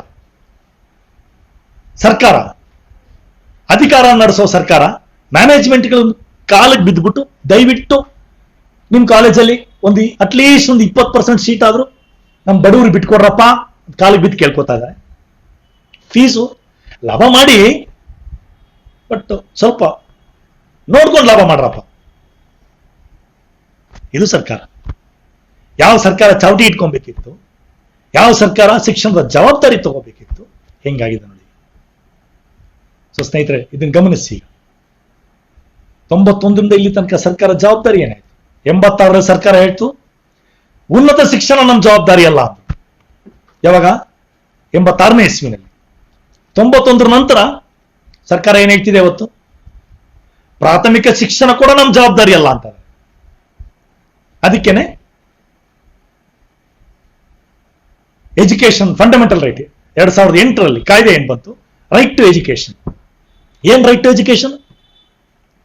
ಹಿಂದೆ ನಮ್ಮ ಸಂವಿಧಾನದಲ್ಲಿ ಆರ್ಟಿಕಲ್ 21 ಜೊತೆಗೆ ಆರ್ಟಿಕಲ್ 45 ನೀವೆರಡನ್ನು ಕೂಡಿಸಿ ಓದಿದಾಗ ಶಿಕ್ಷಣ ಕೊಡೋದು ಸರ್ಕಾರದ ಜವಾಬ್ದಾರಿಯಾಗಿತ್ತು. 14 ವರ್ಷದ ತನಕ ಹುಡುಗರಿಗೆ ಶಿಕ್ಷಣ ಕೊಡೋದು ಸರ್ಕಾರದ ಜವಾಬ್ದಾರಿ ಸಂವಿಧಾನದ ಪ್ರಕಾರ. 2008ನೇ ಇಸ್ವಿನಲ್ಲಿ ತಿದ್ದುಪಡಿ ತಂದ ಮೇಲೆ ಆಗಿದ್ದೇನು? ಶಿಕ್ಷಣ ಕೊಡೋದು ಸರ್ಕಾರದ ಜವಾಬ್ದಾರಿ. ಸರ್ಕಾರ ಅಂದ್ರೆ ಯಾರು? ಸರ್ಕಾರ ಅಂದ್ರೆ central government, state government, municipality corporation, private ಶಿಕ್ಷಣ ಸಂಸ್ಥೆಗಳು, ಇವೆಲ್ಲರದು ಜವಾಬ್ದಾರಿನಪ್ಪ. ಯಾರು ಜವಾಬ್ದಾರಿ? Fundamental right. ನಿನ್ ಶಿಕ್ಷಣ ನಿನ್ ಜವಾಬ್ದಾರಿ. ಶಿಕ್ಷಣ ನೀನ್ ಕೊಡ್ತೀವಪ್ಪ, ಶಿಕ್ಷಣ ನೀನ್ ಹಾಕು. ಕೊಡೋರು ಯಾರು? ನೀನೇ ತಗೋ. ಹೇಗ್ ತಗೋಬೇಕು? ದುಡ್ಡು ಕೊಟ್ಟು ತಗೋ. ಯಾವ ಮಟ್ಟಕ್ಕೆ ಹೋದ್ರು ಅಂತ ಹೇಳಿದ್ರೆ, ಖಾಸಗಿ ಶಿಕ್ಷಣ ಸಂಸ್ಥೆಗಳಲ್ಲಿ 25% ಸೀಟನ್ನ ನೀವು ಬಡವರು, ಬ್ಯಾಕ್ವರ್ಡ್ ಕ್ಲಾಸಸ್ ಇಂದ ಬರೋರು, ಕಡು ಬಡವರು ಯಾರು ಇರ್ತಾರೆ ಅವ್ರಿಗೆ ನೀವು ರಿಸರ್ವ್ ಮಾಡಿಡಿ. ಆ ಫೀಸನ್ನು ನಾವು ಸರ್ಕಾರ ತುಂಬ್ತೀವಿ. ನಾಚಿಕೆ ಆಗದ್ ಬೇಡ ಅವರಿಗೆ, ಸರ್ಕಾರಕ್ಕೆ ನಾಚಿಕೆ ಆಗಲ್ಲ.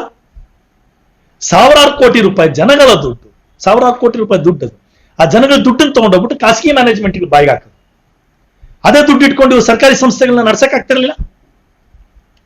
ರೈಟ್ ಎಜುಕೇಶನ್ ಬಂದ್ಮೇಲೆ ಏನಾಯ್ತು? ದೇಶದಾದ್ಯಂತ ಲಕ್ಷಾಂತರ ಸರ್ಕಾರಿ ಸ್ಕೂಲ್ಗಳು ಮುಚ್ಚೋಯ್ತು. ಕರ್ನಾಟಕದಲ್ಲೇನೆ ಎಷ್ಟೋ ಸ್ಕೂಲ್ ಮುಚ್ಚೋಯ್ತು. 2008ನೇ ಕಾಯ್ದೆ ಬಂದಾಗ ನಮ್ಮಲ್ಲಿ ಎಷ್ಟೋ ಜನ ಪ್ರಗತಿಪರರು ಕೂಡ ಕನ್ಫ್ಯೂಸ್ ಆಗ್ಬಿಟ್ರು, ಒಳ್ಳೇದಲ್ಲ ಇದು ಅಂತೇಳಿ. ಇದು ಉಗ್ರವಾಗಿ ಟೀಕೆ ಮಾಡಿ ಖಂಡಿಸಿ ಪ್ರತಿಭಟನೆ ಮಾಡಿದ್ದು ನಮ್ಮ ವಿದ್ಯಾರ್ಥಿ ಸಂಘಟನೆ AIDS. ನಾವು ಹೇಳಿದ್ವಿ, ಭವಿಷ್ಯ ನೋಡಿದಂಗೆ ನೋಡಿದ್ವಿ, ಮುಂದೆ ಏನಾಗತ್ತೆ ನೋಡಿ, ಸರ್ಕಾರಿ ಶಿಕ್ಷಣ ಸಂಸ್ಥೆಗಳು ಸತ್ತೋಗುತ್ತೆ, ಕೊಲೆ ಮಾಡಿಬಿಡ್ತಾರೆ. ಕೊಲೆ ಆಯ್ತು. ಸಾವಿರಾರು ಸರ್ಕಾರಿ ಸಂಸ್ಥೆಗಳನ್ನ ಮುಚ್ಚಾಕ ಕೊಟ್ರು. ಯಾಕೆ? ನೀನು ಇವಾಗ ಎಜುಕೇಶನ್ ಕೊಡ್ಬೇಕಾ? ಪ್ರೈವೇಟ್ಗೆ ಹೋಗಪ್ಪ, ನೀನು ದುಡ್ಡು ಹಂಗೆ ಕೊಡ್ತೀನಿ. ನೋಡಿ ಸರ್ಕಾರ ಏನಾಗ್ತಿದೆ.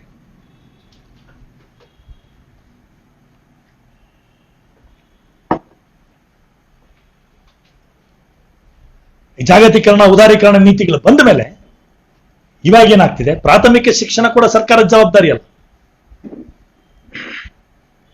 ಸರ್ಕಾರದ ಜವಾಬ್ದಾರಿ ಅಂದ್ರೆ ದುಡ್ಡು ಕೊಡೋ ಜವಾಬ್ದಾರಿ ಸರ್ಕಾರದ್ದಲ್ಲ. ನೋಡ್ರಪ್ಪ, ದುಡ್ಡು ನಾವು ಕೊಡಲ್ಲ, ನಿಮ್ ಎಜುಕೇಶನ್ ನೀವು ದುಡ್ಡು ಕೊಟ್ಟು ಓದ್ಕೊಳ್ಳಿ. ಅಂದ್ರೆ ಶಿಕ್ಷಣ ಇವಾಗ ಒಂದು ವ್ಯಾಪಾರದ ಒಂದು ಸರಕಾಗೋಗ್ಬಿಟ್ಟಿದೆ, ಕಮಾಡಿಟಿ ಆಗೋಗ್ಬಿಟ್ಟಿದೆ ಶಿಕ್ಷಣ.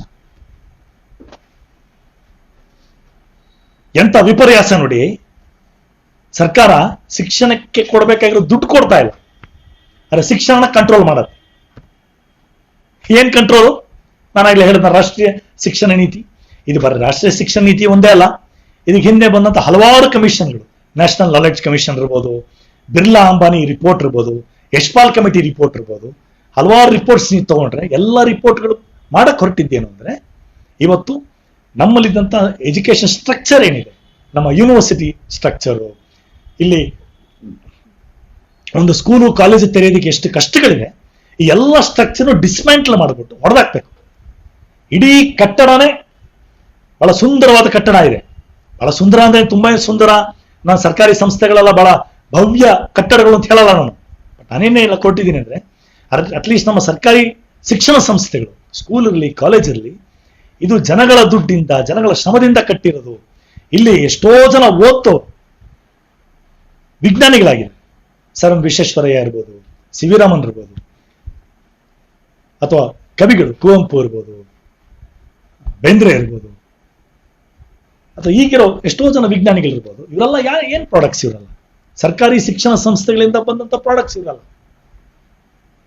ಇಂಥವ್ರನ್ನ ಸೃಷ್ಟಿ ಮಾಡಿದೆ ನಮ್ಮ ಸರ್ಕಾರಿ ಸಂಸ್ಥೆಗಳು. ಈ ಸರ್ಕಾರಿ ಸಂಸ್ಥೆಗಳನ್ನ ನಾಶ ಮಾಡಬೇಕು.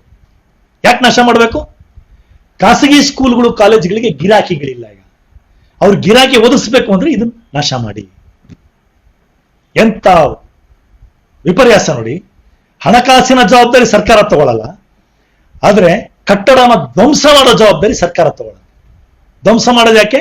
ಪ್ರೈವೇಟ್ನವ್ರಿಗೆ ಹೆಲ್ಪ್ ಮಾಡ್ಕೊಡೋದಕ್ಕೆ. ಇದು ಜಾಗತೀಕರಣದ ಕ್ರೂರ ನೀತಿ ಆಗ್ಬಿಟ್ಟಿದೆ. ಅದಕ್ಕೆ ಯಾರೋ ಬಹಳ ಇದಾಗಿ ಹೇಳ್ತಾರೆ,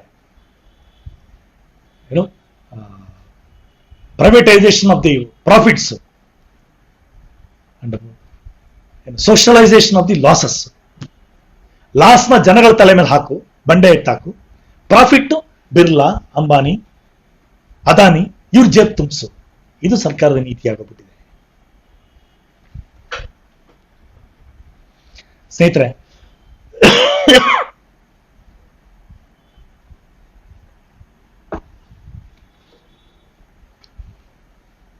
ಹಾಗಿದ್ರೆ ನಮ್ಮ ಸ್ವಾತಂತ್ರ್ಯ ಸಂಗ್ರಾಮದಲ್ಲಿ ಅಥವಾ ಸ್ವಾತಂತ್ರ್ಯ ಸಂಗ್ರಾಮಕ್ಕೂ ಪೂರ್ವದಲ್ಲಿ ಬಂದಂತ ನವೋದಯ ಚಿಂತಕರು ಇವರೆಲ್ಲ ಹೇಳಿದ್ದೇನು ಇವತ್ತು? ಸರ್ಕಾರದ ಜವಾಬ್ದಾರಿ ಏನಾಗಬೇಕು ಅಂದ್ರು? ಸರ್ಕಾರದ ಜವಾಬ್ದಾರಿ ಬರೀ ದುಡ್ಡು ಕೊಡೋದೊಂದೇ ಸರ್ಕಾರದ ಜವಾಬ್ದಾರಿ ಅಲ್ಲ. ಭಾರತ ಅಭಿವೃದ್ಧಿ ಆಗಬೇಕು, ಭಾರತ ಪ್ರಗತಿ ಆಗಬೇಕು ಅಂದ್ರೆ ನಮ್ಮ ಶಿಕ್ಷಣ ಡೆಮೋಕ್ರೆಟಿಕ್ ಆಗಿರ್ಬೇಕು, ಪ್ರಜಾಸತ್ತಾತ್ಮಕವಾಗಿರ್ಬೇಕು. ಎರಡನೇದು, ನಮ್ಮ ಮಕ್ಕಳಿಗೆ ವೈಜ್ಞಾನಿಕ ಶಿಕ್ಷಣ ಕೊಡಬೇಕು, ವೈಜ್ಞಾನಿಕ ಮನೋಭಾವನ ಬೆಳೆಸಬೇಕು ಶಿಕ್ಷಣ. ಮೂರನೇದು, ಶಿಕ್ಷಣ ಧರ್ಮದಿಂದ ಹೊರತಾಗಿರ್ಬೇಕು, ಧರ್ಮ ವೈಯಕ್ತಿಕ ನಂಬಿಕೆ ಆಗಬೇಕು. ಎಜುಕೇಶನ್ ಧರ್ಮ ಬರಬಾರದು. Democratic, scientific, secular education.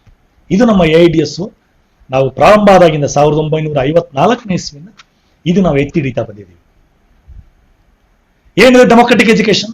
Democratic education concept ಏನೇ ಸರ್ಕಾರದ ಜವಾಬ್ದಾರಿ ಶಿಕ್ಷಣಕ್ಕೆ ಬೇಕಾಗಂತ ದುಡ್ಡನ್ನ ಕೊಡೋದು. ದುಡ್ಡು ಕೊಟ್ಟು ಲೆಕ್ಕ ಕೇಳಲಿ, ಅವರು ಏನಕ್ಕೆ ಖರ್ಚಾಯ್ತು ಲೆಕ್ಕ ಕೊಡಿ.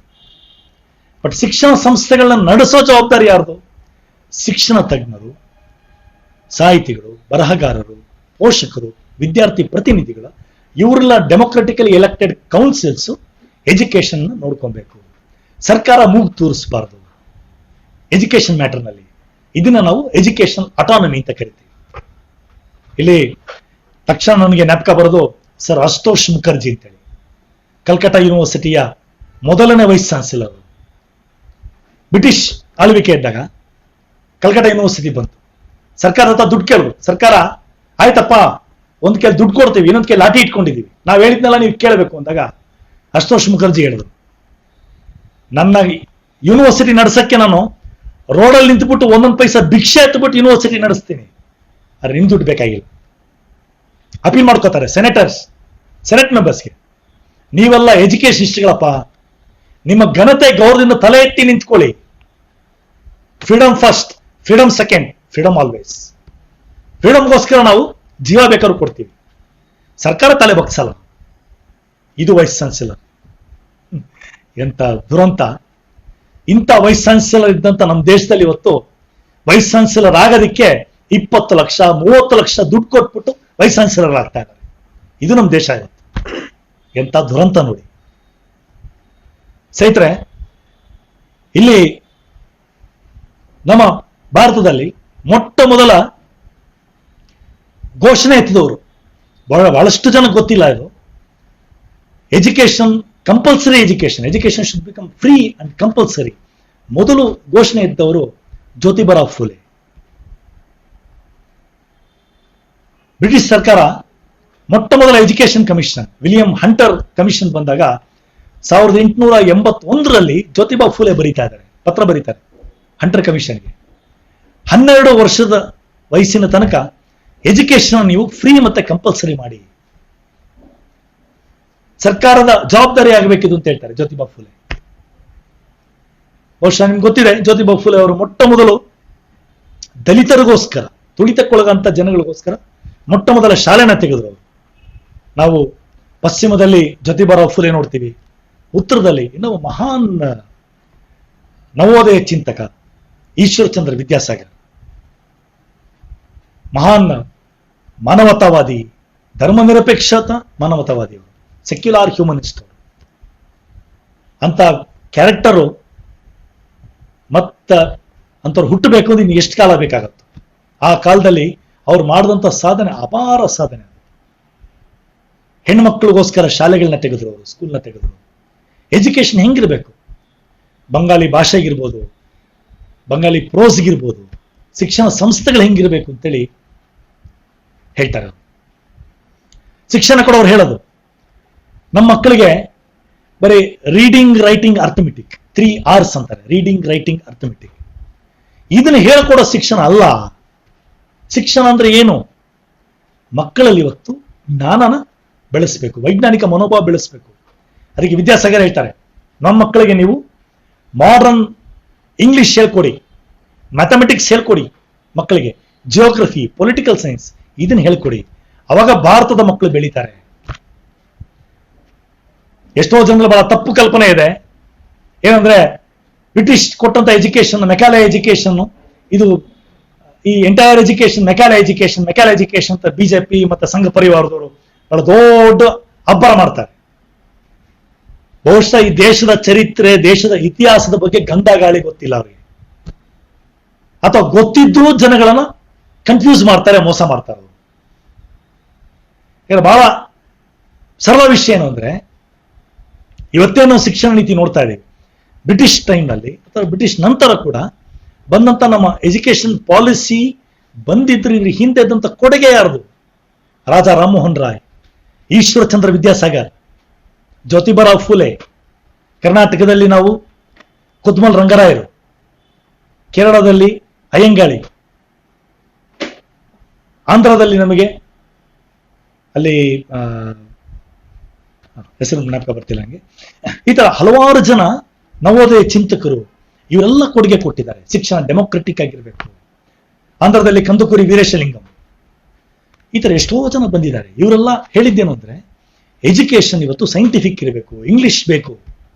ರಾಜಾ ರಾಮಮೋಹನ್ ರಾಯ್ ಹೇಳ್ತಾರೆ, ಬ್ರಿಟಿಷ್ಗೆ ಬೇಕಿದ್ದು ಮಾಡರ್ನ್ ಎಜುಕೇಶನ್ ಬೇಕಿರಲಿಲ್ಲ ಅವ್ರಿಗೆ. ಸಂಸ್ಕೃತ ಪಾಠಶಾಲೆಗಳನ್ನ ತೆಗಿಬೇಕು, ಸಂಸ್ಕೃತ ಹೇಳ್ಕೊಡ್ಬೇಕು ಅಂದಾಗ ರಾಜಾ ರಾಮಮೋಹನ್ ರಾಯ್ ಹೇಳ್ತಾರೆ, ಸಂಸ್ಕೃತ ಅದು ಸತ್ತು ಹೋದ ಭಾಷೆ, ಜನಗಳಲ್ಲಿ ಜೀವಂತವಾಗಿಲ್ಲ ಭಾಷೆ, ಸಂಸ್ಕೃತ ಬಿಡಿ, ನಮ್ಮ ಮಕ್ಕಳಿಗೆ ಇಂಗ್ಲಿಷ್ ಹೇಳ್ಕೊಡಿ. ಇವತ್ತೇನು ಎಜುಕೇಶನ್ ನೋಡ್ತೀವಿ, ಏನ್ ನಮ್ಮ ಎಜುಕೇಶನ್ ಅಲ್ಪ ಮಟ್ಟಿಗೆ ಡೆಮೋಕ್ರೆಟಿಕ್, ಸೈಂಟಿಫಿಕ್ ಅಪ್ರೋಚ್ ಇದೆ, ಸೆಕ್ಯುಲರ್ ಆಗಿದೆ, ಇದಕ್ಕೆ ಕೊಡುಗೆ ಇವರೆಲ್ಲರದು ಇದೆ. ಇದು ಡೆಮೋಕ್ರೆಟಿಕ್ ಎಜುಕೇಶನ್. ಈ ಡೆಮೋಕ್ರೆಟಿಕ್ ಎಜುಕೇಶನ್ ಸ್ವಾತಂತ್ರ್ಯ ನಂತರದಲ್ಲಿ ಬಂದಂತ ನಮ್ಮ ಆಳ್ವಿಕರು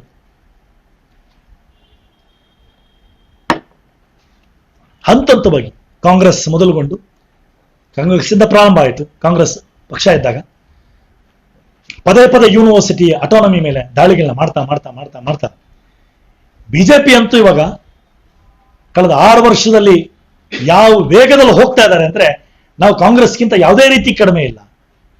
ಎಲ್ಲ ಜಾಗತೀಕರಣ, ಉದಾರೀಕರಣ ನೀತಿಗಳನ್ನ ತಗೊಂಡು ಇಡೀ ಶಿಕ್ಷಣ ಧ್ವಂಸ ಮಾಡಕ್ಕೆ ಹೋಗ್ತಾ ಇದ್ದಾರೆ. ಸ್ನೇಹಿತರೆ,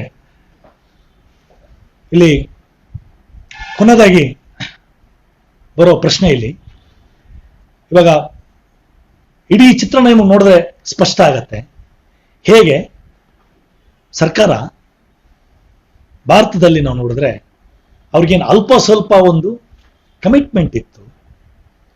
ನಾವು ಡೆಮೋಕ್ರಸಿಗೆ ಬದ್ಧವಾಗಿದ್ದು, ಜನಗಳಿಗೆ ಶಿಕ್ಷಣ ಕೊಡಬೇಕು, ಜನಪರವಾಗಿ ಇರ್ತೀವಿ ಅಂತೇಳಿ ಓಪನ್ಲಿ ಬ್ಲ್ಯಾಟೆಂಟ್ ಆಗಿ ಇವತ್ತು ಎಲ್ಲವೂ ಗಾಳಿಗೆ ತೂರ್ಬಿಟ್ಟು ಬಹಳ ಯಾವುದೇ ಒಂದು ಲಜ್ಜೆ ಇಲ್ದಿರ, ನಾಚಿಕೆ ಇಲ್ದಿರ ಓಪನ್ ಆಗಿ ಬಂಡವಾಳಗಾರರು, ಕಾರ್ಪೊರೇಟ್ ಮನೆತನಗಳ ಪರವಾಗಿ ನಿಂತು ಬಿಟ್ಟಿದ್ದಾರೆ.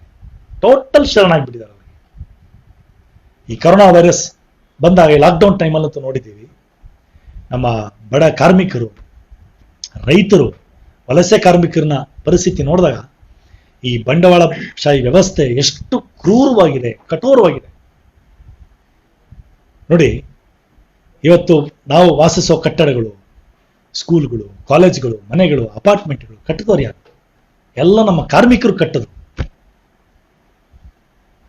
ಅವ್ರನ್ನ ದುಡಿಸ್ಕೊಂಡಷ್ಟು ಕಾಲ ದುಡಿಸ್ಕೊಂಡ್ಬಿಟ್ಟು ಇವತ್ತು ನಮ್ಮ ಸರ್ಕಾರಗಳು ಅಥವಾ ಬಂಡವಾಳಗಾರರು ಅವ್ರ ಕಷ್ಟದಲ್ಲಿದ್ದಾಗ ಅವ್ರಿಗೆ ಬಿಡಿಕಾಸು ಕುಡ್ದಿರ ಅವ್ರನ್ನ ರಸ್ತೆನಲ್ಲಿ ಹಸುವೆಯಿಂದ, ಬಾಯಾರಿಕೆಯಿಂದ ಸಾಯೋಕ್ಕೆ ತಳ್ತಾರೆ.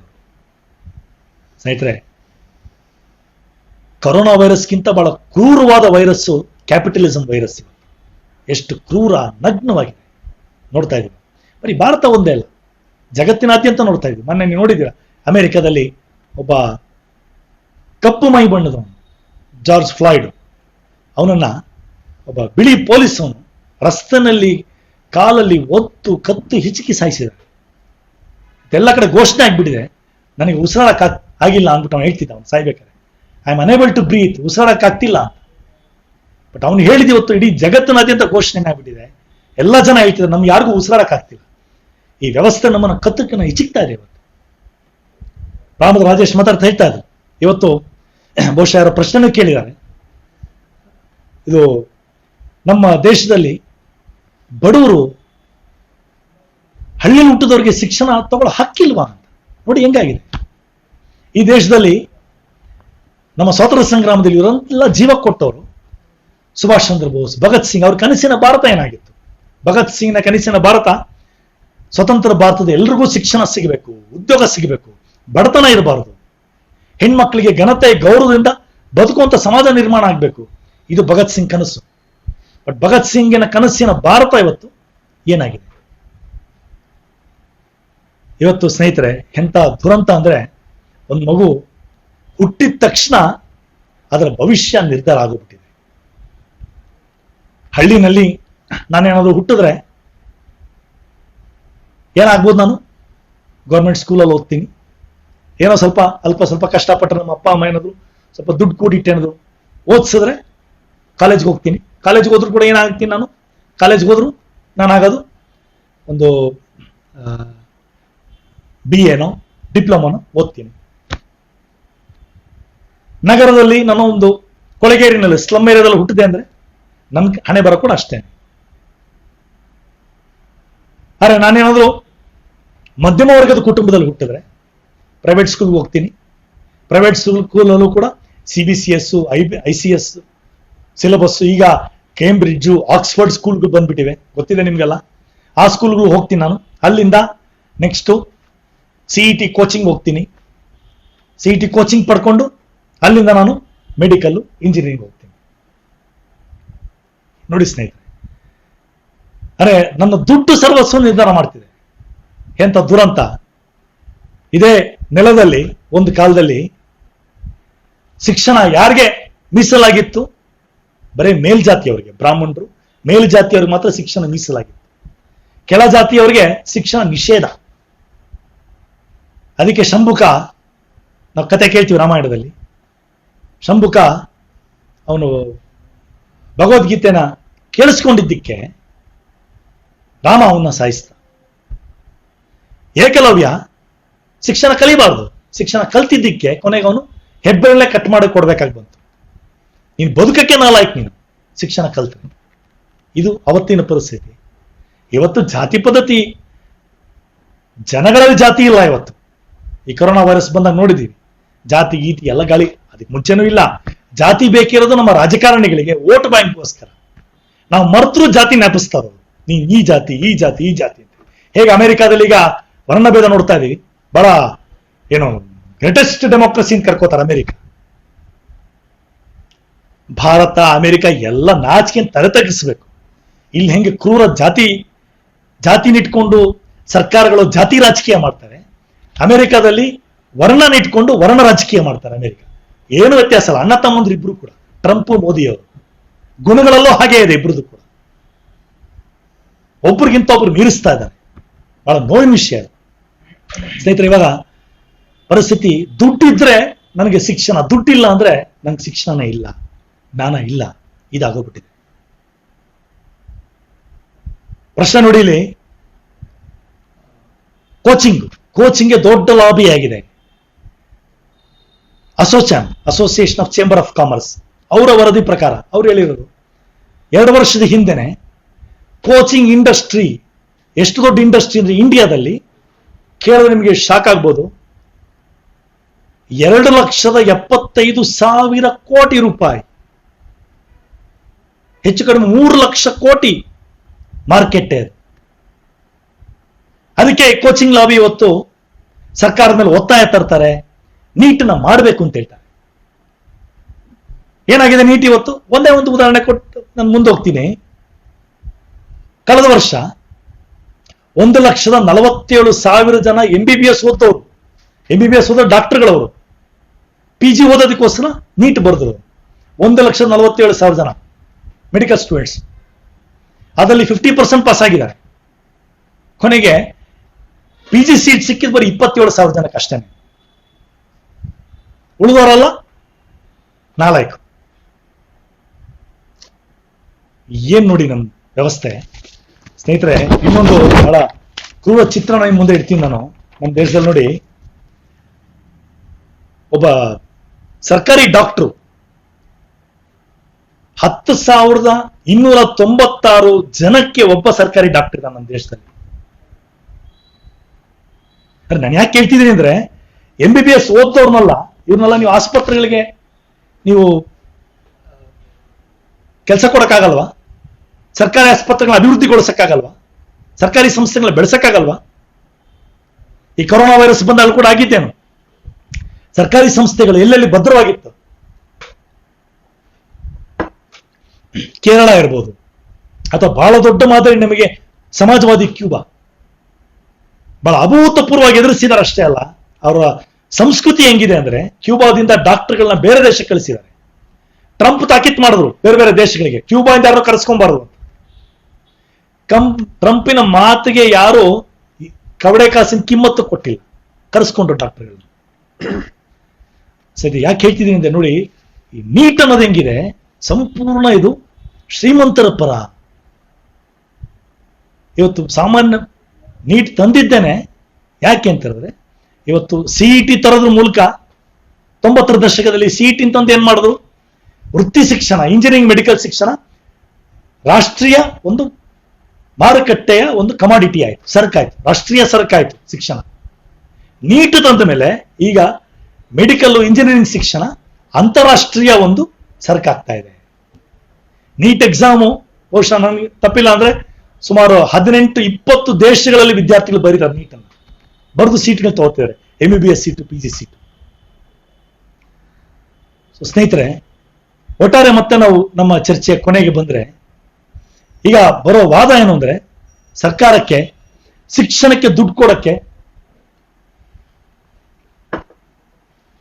ಸರ್ಕಾರಕ್ಕೆ ಜವಾಬ್ದಾರಿ ತಗೋಬೇಕು ಅಂದ್ರೆ ಶಿಕ್ಷಣಕ್ಕೆ ದುಡ್ಡಿಲ್ವಲ್ಲ ಸರ್ಕಾರದ ಹತ್ರ. ಸತ್ಯನಾ ಇದು? ನಮ್ಮ ದೇಶದಲ್ಲಿ ಪ್ರತಿ ವರ್ಷ ನಾವು ತೆರಿಗೆಗಳನ್ನ ಕೊಡ್ತಾ ಇದ್ದೀವಿ. ಸರ್ಕಾರದ ಬಜೆಟ್ ತಗೊಳ್ಳಿ, ಎಷ್ಟು ದೊಡ್ಡ ಬಜೆಟ್ ಇದು. ಈ ಬಜೆಟ್ ಅಲ್ಲಿ ದುಡ್ಡು ಏನಾಗ್ತಾ ಇದೆ? ಇಡೀ ದೇಶದಲ್ಲಿ ಒಂದು ಚಿತ್ರಣ. ಇದನ್ನ ಯಾವ ಪತ್ರಿಕೆನವರು, ಮಾಧ್ಯಮದವರು ಈ ಸತ್ಯನ ಬಾಯ್ಬಿಡಲ್ಲ ಅವರು. ಬಹುಶಃ ನಮ್ಮ ದೇಶದಲ್ಲಿ ಮಾಧ್ಯಮಗಳು ಸತ್ಯ ಹೇಳೋದನ್ನ ನಿಲ್ಲಿಸಿ ಎಷ್ಟೋ ಕಾಲ ಆಗೋಯ್ತು. ಅಲ್ಲೊಂದು ಇಲ್ಲೊಂದು ಮಾಧ್ಯಮಗಳು, ಅಲ್ಲೊಂದು ಇಲ್ಲೊಂದು ವ್ಯಕ್ತಿಗಳನ್ನ ಬಿಟ್ರೆ ಬಹುತೇಕ ಎಲ್ಲರೂ ಇವತ್ತು ಸರ್ಕಾರದ ತುತ್ತೂರಿ ಆಗ್ಬಿಟ್ಟಿದ್ದಾರೆ. ಅದಕ್ಕೆ ಇವತ್ತು ಸತ್ಯನ ನಾವು ಕಂಠಘೋಷ ನಾವು ಹೇಳಬೇಕಾಗಿದೆ. ಇವತ್ತು ಭಾರತದ ಬಜೆಟ್ ನಲ್ಲಿ ರೆವಿನ್ಯೂ ತಗೊಳ್ಳಿ ನೀವು. ರೆವಿನ್ಯೂ ಎಲ್ಲಿಂದ ಬರುತ್ತೆ ನಿಮ್ಗೆ? ಆದಾಯ ಟ್ಯಾಕ್ಸ್ ಇಂದ. ಟ್ಯಾಕ್ಸ್ ಅಂದ ತಕ್ಷಣ ಇನ್ಕಮ್ ಟ್ಯಾಕ್ಸ್ ಬೊಬ್ಬೆ ಹೊಡಿತಾರೆ ಮಾಧ್ಯಮ. ಬೊಗಳೆ ಅದು. ಎಷ್ಟಿದೆ ಇನ್ಕಮ್ ಟ್ಯಾಕ್ಸ್? ನಮ್ಮ ದೇಶದಲ್ಲಿ 100 ರೂಪಾಯಿ ಕಲೆಕ್ಟ್ ಆದ್ರೆ 100 ರೂಪಾಯಿಲಿ 65 ರೂಪಾಯಿ ಬರ್ತಾ ಇರೋದು ಇಂಡೈರೆಕ್ಟ್ ಟ್ಯಾಕ್ಸ್. ಇಂಡೈರೆಕ್ಟ್ ಟ್ಯಾಕ್ಸ್ ಅಂದ್ರೆ ಏನು? ನಾವು ತಿನ್ನೋ ಬಿಸ್ಕೆಟ್ಗೆ, ಕಾಫಿಗೆ, ಬಸ್ಸಲ್ಲಿ ಓಡಾಡೋದಕ್ಕೆ, ಮನೆಗೆ, ಅಥವಾ ಒಂದು ಟೂತ್ ಪೇಸ್ಟ್ ತಗೊಂಡ್ರೆ ನಾವು ಅದಕ್ಕೆ ನೋಡ್ತೀರಾ, ಸೇಲ್ಸ್ ಟ್ಯಾಕ್ಸ್ ಕೊಡ್ತೀವಿ. ಇದರಿಂದ ಬರೋ ದುಡ್ಡು 65% ದುಡ್ಡು ಬರೋದು ಅಲ್ಲಿಂದ. ಈ ದೇಶದ ಒಬ್ಬ ಭಿಕ್ಷುಕ ಕೂಡ ಟ್ಯಾಕ್ಸ್ ಕಟ್ತಾ ಇದ್ದಾನೆ. ಇಡೀ ದೇಶ ನಡೆಸ್ತಿರೋರು ಯಾರು? ನಾವು ಜನರು. ಇನ್ಕಮ್ ಟ್ಯಾಕ್ಸ್ ಕೊಡೋರು ಎಷ್ಟು ಜನ ಭಾರತದಲ್ಲಿ? ಮೊನ್ನೆ ಇನ್ಕಮ್ ಟ್ಯಾಕ್ಸ್ ಡಿಪಾರ್ಟ್ಮೆಂಟ್ ಅವರು ಹೇಳಿದ್ದಾರೆ, ಭಾರತದಲ್ಲಿ ಇನ್ಕಮ್ ಟ್ಯಾಕ್ಸ್ ಕೊಡೋರು ಕೇವಲ 1,46,00,000 ಜನ ಅಷ್ಟೇ. 1% ಜನ ರೀ ಇನ್ಕಮ್ ಟ್ಯಾಕ್ಸ್ ಕೊಡೋದು. 99% ಜನ ನಾವು ಕೊಡ್ತಾ ಇದೀವಿ ಟ್ಯಾಕ್ಸ್. ಈ ನಮ್ಗೆ ಹಕ್ಕಿಲ್ಲ ಕೇಳೋದಕ್ಕೆ. ನಮ್ ದುಡ್ಡು ಎಲ್ಲ ಹೋಗ್ತಿದೆ? ಯಾಕೆ ಬರ್ತಿಲ್ಲ ದುಡ್ಡು ನಮಗೆ? ನಮ್ ದುಡ್ಡು ನಮಗ್ ಬರ್ಬೇಕಲ್ಲ. ಕೊಡಿದ್ ಕೇಳ ಹಕ್ಕಿಲ್ವಾ ನಮಗೆ? ಹಕ್ಕಿದೆ, ಕೇಳಬೇಕು. ನಮ್ ಹಕ್ಕಿದು.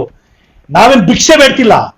ಭಿಕ್ಷೆ ಬಂದು ರಾಜಕಾರಣಿಗಳು, ಭಿಕ್ಷೆ ಬಂದು ಟಾಟಾ, ಬಿರ್ಲಾ, ಅಂಬಾನಿ, ಇವ್ರು ಭಿಕ್ಷುಕರು. ಇವ್ರು ಬದುಕ್ತಾ ಇರೋದು ನಮ್ಮ ದುಡ್ಡಿಂದ, ನಮ್ಮ ಬೆವರು, ನಮ್ಮ ಕಷ್ಟ, ನಮ್ಮ ರೈತರು, ನಮ್ಮ ಕಾರ್ಮಿಕರು ಬೆವರು ಸುರಿಸಿ ಒಂದೊಂದು ಹನಿ ಬೆವರು, ನಮ್ಮ ರಕ್ತ ಏನಿದೆ ಆ ದುಡ್ಡಿಂದ ಬದುಕ್ತಾ ಇದಾರೆ ಇವರು.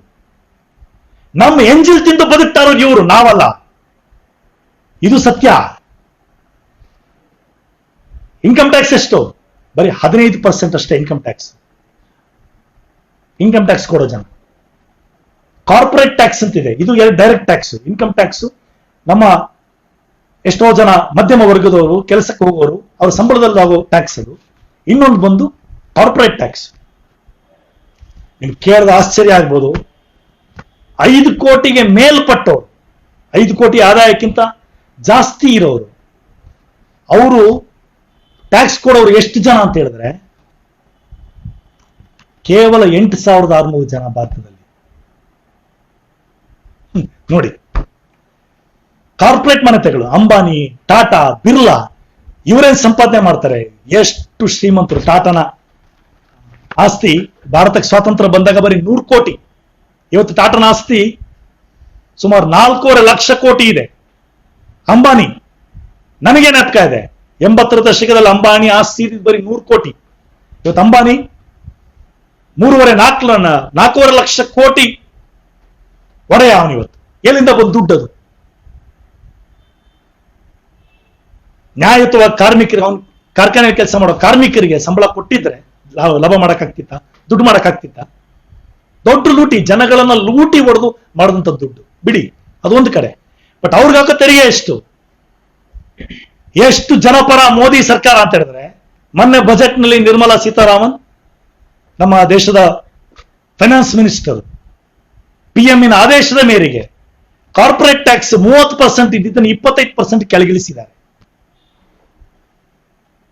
ನೋಡಿ, ಅವ್ರಿಗೆ ಕೆಳಗಿಳಿಸ್ತಾರೆ, ಬಡವರು ಪಾಪ. ಆದರೆ ಸಾಮಾನ್ಯ ಜನ, ಬಡ ಜನರ ಮೇಲೆ ತೆರಿಗೆಗಳನ್ನ ಏರ್ತಾನೆ ಇದ್ದಾರೆ. GST, ಇನ್ನೊಂದು ಮತ್ತೊಂದು ಏರ್ತಾನೆ ಇದ್ದಾರೆ. ಪರಿಸ್ಥಿತಿ ಏನಾಗಿದೆ ಇವತ್ತು? ಕಾಫಿ ಕುಡಿಯೋಕ್ಕೂ ನಾವು ಟ್ಯಾಕ್ಸ್ ಕೊಡ್ಬೇಕು, ಕೊಡ್ತಾ ಇದೀವಿ ನಾವು. ಸೊ ಸ್ನೇಹಿತರೆ, ಇದು ನಮ್ಮ ಹಕ್ಕು. ಇವತ್ತು ನಾವು ಕೇಳಬೇಕಾಗಿದೆ, ನಮ್ಮ ದುಡ್ಡು ಎಲ್ಲಿ ಹೋಯ್ತು? ನಮ್ಮ ದುಡ್ಡು ನಮಗೆ ಬರ್ಬೇಕಿವತ್ತು. ಇದು ಜನಗಳ ದುಡ್ಡು. ನಮ್ಮ ದುಡ್ಡು ನೀವು ನಮಗೆ ಕೊಡಿ. ನೀವು ಶಿಕ್ಷಣಕ್ಕೆ ಕೊಡಿ. ಲಾಲಾ ಲಜಪತ್ ರಾಯ್ ಹೇಳ್ತಾರೆ, ಒಂದು ಸರ್ಕಾರ ಜನಪರನ ಜನ ವಿರೋಧಿನ ನಿರ್ಧಾರ ಆಗಬೇಕು ಅಂದ್ರೆ ಲಜಪತ್ ರಾಯ್ ಹೇಳ್ತಾರೆ, ಆ ಸರ್ಕಾರದ ಎಜುಕೇಶನ್, ಹೆಲ್ತ್ ಬಜೆಟ್ ನೋಡ್ರಿ. ಎಜುಕೇಶನ್, ಹೆಲ್ತ್ ಜಾಸ್ತಿ ಕೊಟ್ರೆ ಜನಪರ ಸರ್ಕಾರ, ಮಿಲಿಟರಿಗೆ ಜಾಸ್ತಿ ಕೊಡ್ತು ಅಂದ್ರೆ ಅದು ಜನವಿರೋಧಿ ಸರ್ಕಾರ ಅಂತೇಳಿ ನಾನು ಹೇಳ್ತಾ ಇರೋದಲ್ಲ, ಇದು ಲಾಲಾ ಲಜಪತ್ ರಾಯ್ ಹೇಳಿದ್ದು ಸ್ಪಷ್ಟವಾಗಿದೆ. ಎಲ್ಲ ನಮ್ಮ ಸ್ವಾತಂತ್ರ್ಯ ಸಂಗ್ರಾಮದಲ್ಲಿ ಬಂದಂತ ಎಲ್ಲ ಮಹನೀಯರು, ಹೋರಾಟಗಾರರು ಎತ್ತದಂತ ಪ್ರಶ್ನೆ ಇದೆ. ಶಿಕ್ಷಣ ಇವತ್ತು ಜನಗಳಿಗೆ ಸಿಗಬೇಕು, ನಮ್ಮ ಹಕ್ಕಾಗಬೇಕು ಅಂತೇಳಿ. ಸ್ನೇಹಿತರೆ, ಇಡೀ ಚರ್ಚೆ ನಾವು ತಗೊಂಡ್ರೆ ಬಹಳ ಸ್ಪಷ್ಟ ಆಗತ್ತೆ. ಇವತ್ತು ಸರ್ಕಾರಕ್ಕೆ ಇಡೀ ದೇಶ ನಡೀತಾ ಇರೋದು ಜನಗಳ ದುಡ್ಡಿಂದ. ಇಡೀ ದೇಶದ ಸಂಪತ್ತನ್ನು ನಿರ್ಮಾಣ ಮಾಡ್ತಾ ಇರೋದು ದೇಶದ ಬಜೆಟ್ ಜನಗಳ ತೆರಿಗೆ ನಡೀತಿದೆ. ದೇಶದ ನಿರ್ಮಾತರು, ದೇಶ ನಿರ್ಮಾಣ ಮಾಡುತ್ತಾ ಇರೋರು ನಾವು, ಕಾರ್ಮಿಕರು, ರೈತರು. ಆದರೆ ನಮ್ಮ ಪರವಾಗಿ ಏನೂ ಆಗೋದಿಲ್ಲ ದೇಶದಲ್ಲಿ. ಅಪ್ಪಟ ಇದು ಬಂಡವಾಳಗಾರರ ಪರವಾಗಿರುವಂತ ವ್ಯವಸ್ಥೆ ಸರ್ಕಾರ ಇದೆ. ಇದು ಬಂಡವಾಳಶಾಹಿ ವ್ಯವಸ್ಥೆನೇ. ಇದು ಈ ಸರ್ಕಾರಗಳು ಅವ್ರು ಗುಲಾಮರಾಗ್ಬಿಟ್ಟಿದ್ದಾರೆ. ಇದು ಆಗಿರೋದು. ಇಲ್ಲಿ ಸ್ನೇಹಿತರೆ, ಇವಾಗ ನಾವು ವಿದ್ಯಾರ್ಥಿಗಳಿಗೆ ಏನ್ ಮಾಡಬೇಕು, ಇದು ಬಹಳ ಮುಖ್ಯ. ಇಲ್ಲಿ ಆ ವಿದ್ಯಾರ್ಥಿಗಳು ಇವತ್ತು ಎದ್ದು ನಿಲ್ಲಬೇಕಾಗತ್ತೆ.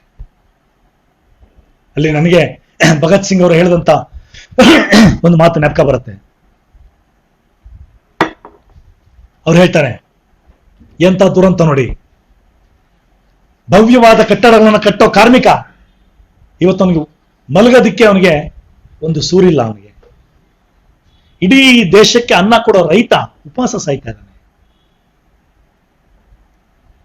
ಇಡೀ ದೇಶಕ್ಕೆ ಬಟ್ಟೆನ ಹೊಲಿಯುವಂತ ಕಾರ್ಮಿಕ ಇವತ್ತು ಅರೆನಗ್ನವಾಗಿದ್ದಾನೆ. ಈ ವ್ಯವಸ್ಥೆ ಹೋಗಬೇಕು, ಇದು ಹೋಗ್ಬೇಕು ಅಂತ. ಇಲ್ಲಿ ಸ್ನೇಹಿತರೆ, ವಿದ್ಯಾರ್ಥಿಗಳಿಗೆ, ಯುವಕರಿಗೆ ಸ್ವಾಮಿ ವಿವೇಕಾನಂದ ಅವರು ಹೇಳಿದಂತ ಮಾತನ್ನು ಇಲ್ಲಿ ನೆನೆಸ್ಕೊಳ್ಳೋದು ಬಹಳ ಮುಖ್ಯ. ಅಲ್ಲಿ ಅವ್ರು ಹೇಳ್ತಾರೆ, ಇಡೀ ದೇಶ ಇವತ್ತು ಅಜ್ಞಾನದಲ್ಲಿ, ಅಂಧಕಾರದಲ್ಲಿ, ಬಡತನದಲ್ಲಿ ಇರ್ಬೇಕಾದ್ರೆ ನೀವು ವಿದ್ಯಾರ್ಥಿಗಳಿಗೆ ಏನ್ ಮಾಡ್ಬೇಕು?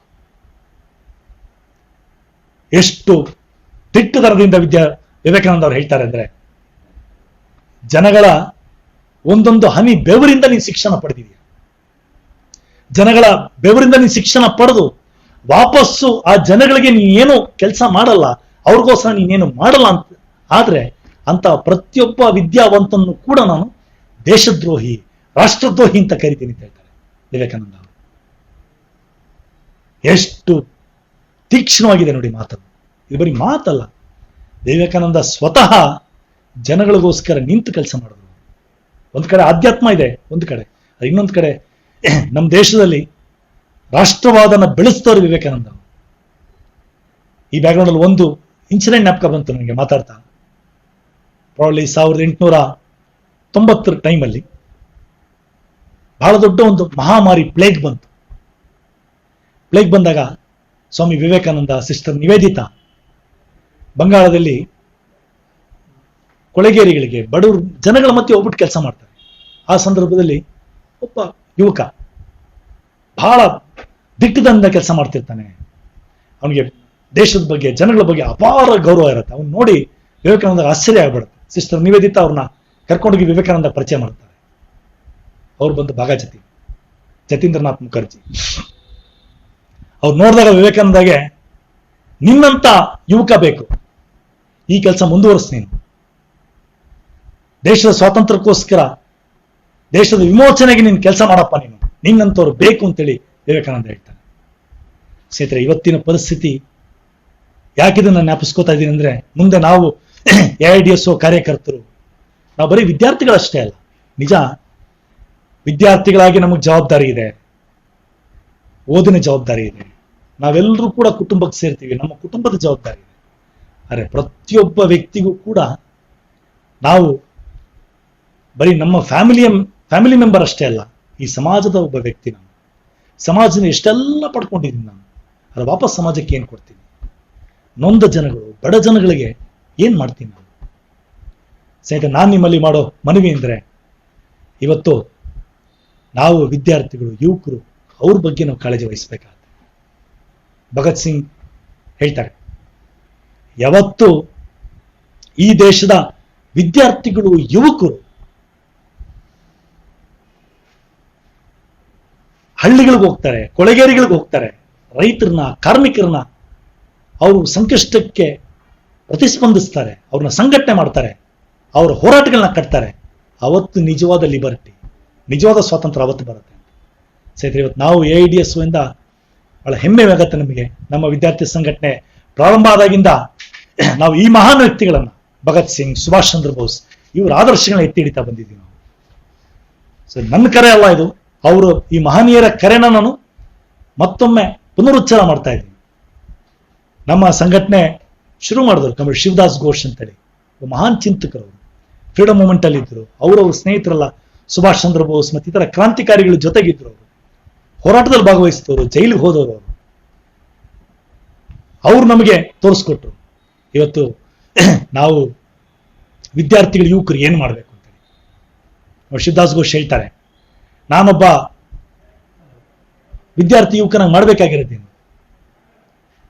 ನಾವು ನಮಗೆ ಒಂದು ಮನುಷ್ಯ ಜನ್ಮ ಅಪರೂಪಕ್ಕೆ ಬಂದಿದೆ. ನಾನೊಂದು ನಾಯಿಯಾಗೋ ನರಿಯಾಗೋ ಹುಟ್ಟಿದ್ರೆ ಹಂಗೆ ಸಾಯ್ತಾ ಇದ್ದೆ ನಾನು. ಬಟ್ ಮನುಷ್ಯನಾದ ಮೇಲೆ ಮನುಷ್ಯನ ಜೀವನ ಸಾರ್ಥಕ ಆಗೋದೇನು ಅಂದ್ರೆ ನಾವು ಜನರಿಗಾಗಿ ಸ್ಪಂದಿಸ್ಬೇಕು. ಅವ್ರು ಹೇಳ್ತಾರೆ, ನೀವು ಒಬ್ಬ ಯುವಕನಾಗಿ ಬಾಳೋದಂದ್ರೆ ಬಹಳ ದಿಟ್ಟ ಧೈರ್ಯದಿಂದ ಬಾಳಿ, ನೀವು ಅನ್ಯಾಯದ ವಿರುದ್ಧ ಫೈಟ್ ಮಾಡಿ, ಹೋರಾಟಕ್ಕೆ ಬನ್ನಿ. ನಾವು ಸಾಯ್ಬೇಕಾರೆ when to die with honour. ಸಾಯ್ಬೇಕಾರೆ ಬಹಳ ದಿಟ್ಟತನದಿಂದ ಗೌರವದಿಂದ ಸಾಯೋಣ, ಸುಮ್ಮನೆ ಸಾಯೋದು ಬೇಡ. 4 ಜನಕ್ಕೆ ಉಪಯೋಗ ಆಗಬೇಕು, ಸಮಾಜಕ್ಕೆ ಏನಾದ್ರು ಮಾಡಬೇಕು. ಸಹಿತ ನನಗಿದು ಅಸಾಧ್ಯ ಅಂತ ಅನ್ಸೋದಿಲ್ಲ. ಅದು ನಮಗೆ ಬಹಳ ದೊಡ್ಡ ಭವಿಷ್ಯ ಇದೆ ಪ್ರತಿಯೊಬ್ಬರಿಗೂ ಕೂಡ. ನಮ್ಮ ಜೀವನದಲ್ಲಿ 365 ದಿನ ಇದೆ. 365 ದಿನದಲ್ಲಿ ನಾನು 364 ದಿನ ನಿಮಗೋಸ್ಕರ ನೀವು ಇಟ್ಕೊಳ್ಳಿ. ಒಂದು ದಿನ ಈ ದೇಶದ ಬಡ ಜನರು, ರೈತರು, ಕಾರ್ಮಿಕರಿಗೋಸ್ಕರ ಕೆಲಸ ಮಾಡಿ, ದೇಶ ಬದಲಾಗುತ್ತೆ. ಒಂದು ತಿಂಗಳಲ್ಲಿ 30 ದಿನ ಇದೆ. 30 ದಿನದಲ್ಲಿ 29 ದಿನ ನಿಮಗೆ. ಒಂದು ದಿನ ಭಗತ್ ಸಿಂಗ್ ನನಸು ಮಾಡ್ತೀನಿ ಅಂತ ನೀವು ಪಣ ತೊಡಿ, ನೀವು ದೇಶ ಬದಲಾಗತ್ತೆ. ಒಂದು ದಿನದಲ್ಲಿ 24 ಗಂಟೆ ಇದೆ. 24 ಗಂಟೆಯಲ್ಲಿ 23 ಗಂಟೆ ನನಗೆ, 1 ಗಂಟೆ ನಾನು ವಿದ್ಯಾರ್ಥಿಗಳನ್ನ ಸಂಘಟನೆ ಮಾಡ್ತೀನಿ. ಭಗತ್ ಸಿಂಗ್, ಸುಭಾಷ್ ಚಂದ್ರ ಬೋಸ್ ಆದರ್ಶಗಳನ್ನ ಹೇಳ್ತೀನಿ. ಈ ಆದರ್ಶಗಳನ್ನ ಎತ್ತಿ ಹಿಡಿತಿರೋ ಏಕೈಕ ಸಂಘಟನೆ AIDS. ಹೆಮ್ಮೆಯಿಂದ ಹೇಳ್ತೀನಿ ನಾನು. ಈ ಸಂಘಟನೆ ಬಲಪಡಿಸ್ತೀನಿ, ಸಂಘಟನೆ ಕಟ್ತೀನಿ ನಾನು. ಈ ತರ ನಿಂತ್ರೆ ನೋಡಿ, ಈ ಎಲ್ಲ ಮಹನೀಯರ ಕನಸಿನ ಭಾರತ ಏನಿದೆ, ಸುಂದರ ಭಾರತ, ಒಂದು ಸಮಾಜವಾದಿ ಭಾರತ, ಎಲ್ಲರಿಗೂ ಶಿಕ್ಷಣ, ಉದ್ಯೋಗ ಸಿಗುವಂತ ಭಾರತ, ಬಡತನ ನಿರ್ಮೂಲ ಆಗಂತ ಭಾರತ, ಆ ಭಾರತ ನಿರ್ಮಾಣ ಮಾಡಕ್ ಸಾಧ್ಯ. ಇವತ್ತು ಜನಗಳು, ಎಲ್ಲ ಜನಗಳು ಸಿಂಹಗಳು. ಈ ಸಿಂಹಗಳು ಮಲಗಿಬಿಟ್ಟಿವೆ. ಈ ಸಿಂಹಗಳನ್ನ ಬಡದೆಬ್ಸೋ ಕೆಲಸ ನಾವು ಮಾಡ್ಬೇಕು.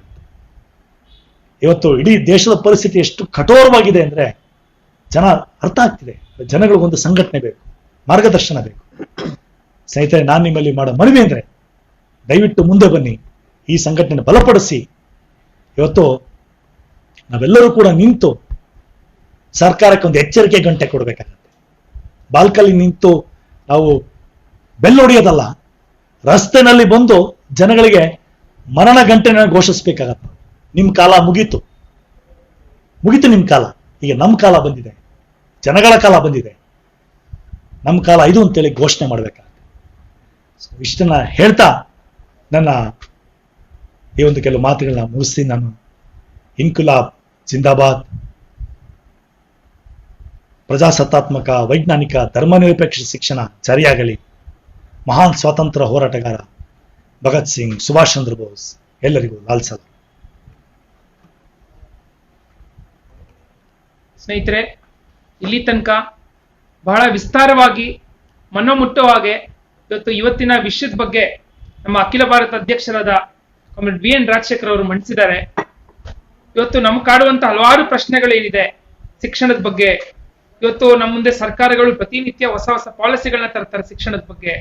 ಅದು ನಮ್ಮ ಪರ ಅಂತ ಟಿವಿಗಳಲ್ಲಿ ತೋರಿಸ್ತಾರೆ, ಅವ್ರು ಮಾತಾಡ್ತಾರೆ. ಬಟ್ ಅದ್ರ ಹಿಂದೆ ಏನ್ ಹುನ್ನಾರ ಇದೆ, ಅದು ಯಾರ ಪರ ಆಗ್ತಾ ಇದೆ, ಇಲ್ಲಿವರೆಗೂ ಬಂದಂತ ಎಲ್ಲಾ ಶಿಕ್ಷಣದ ಕಾನೂನುಗಳು ಇಲ್ಲಿ ತನಕ ಯಾರ ಪರ ಹೋಗ್ಬಿಟ್ಟಿದೆ, ಶಿಕ್ಷಣ ಹೆಂಗೆ ಬಡ ಜನಗಳಿಂದ ದೂರ ಹೋಗಿದೆ.